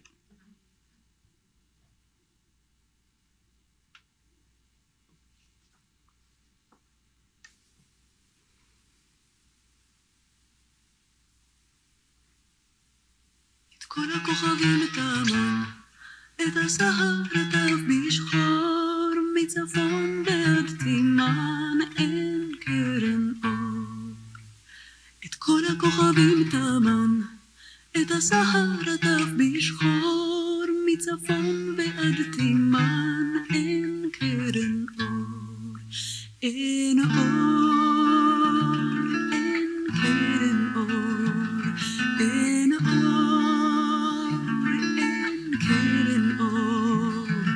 והבוקר אלמן נאמן, שק אפור על אוזניו יחגור, מצפון ועד תימן אין קרן אור.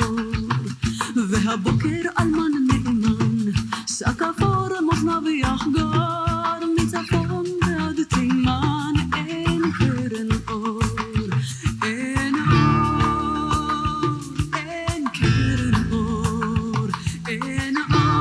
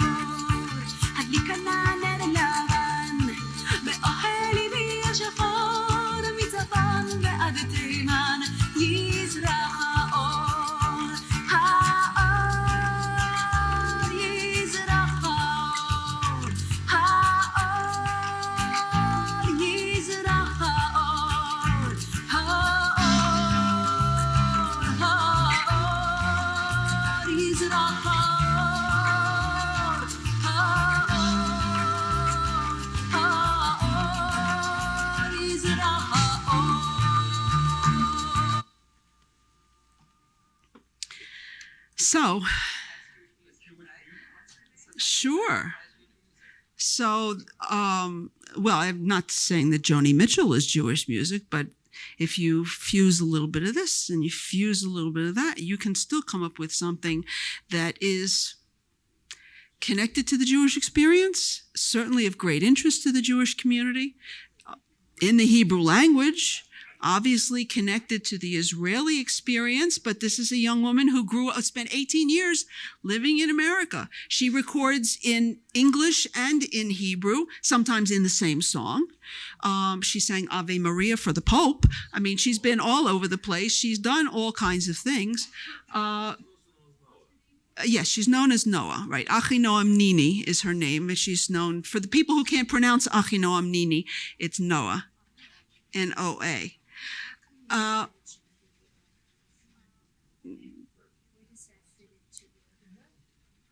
Fiddler on the Roof is an American caricature of Jewish music.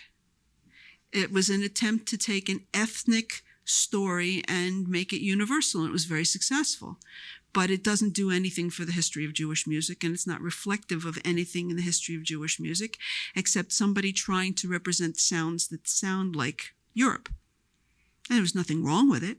And it was probably the ultimate death of the Yiddish theater, because American Jews could now go to theater in English, and they didn't need the Yiddish theater anymore.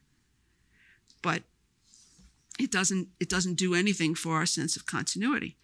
But what we find in the postmodern era more than any other time is that as we fuse different influences together, sometimes things that you would never in a million years imagine would go together, you find out that you're going back to very, very, very old traditions.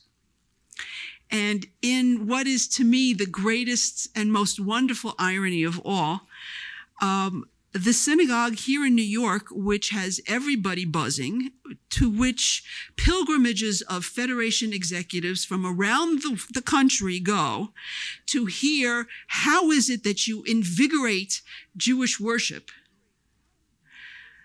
That synagogue is singing some very old music.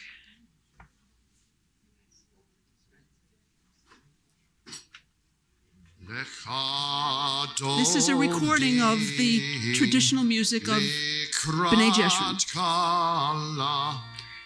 This is Lecha Dodi by Lewandowski.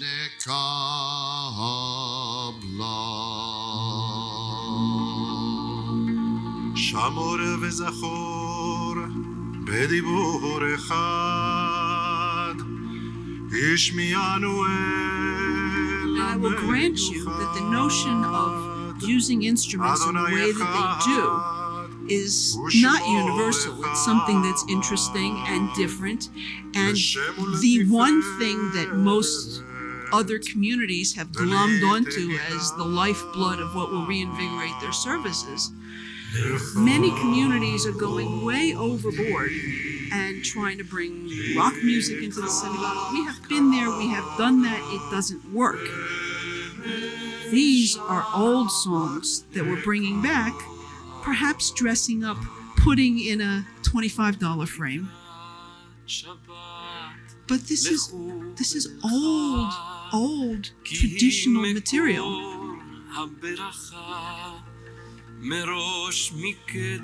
And this is what's going to reinvigorate Jews in America in the 21st century. So it seems to me that we've done a very good job of fusing without losing our historic roots. Thank you for spending the morning with me.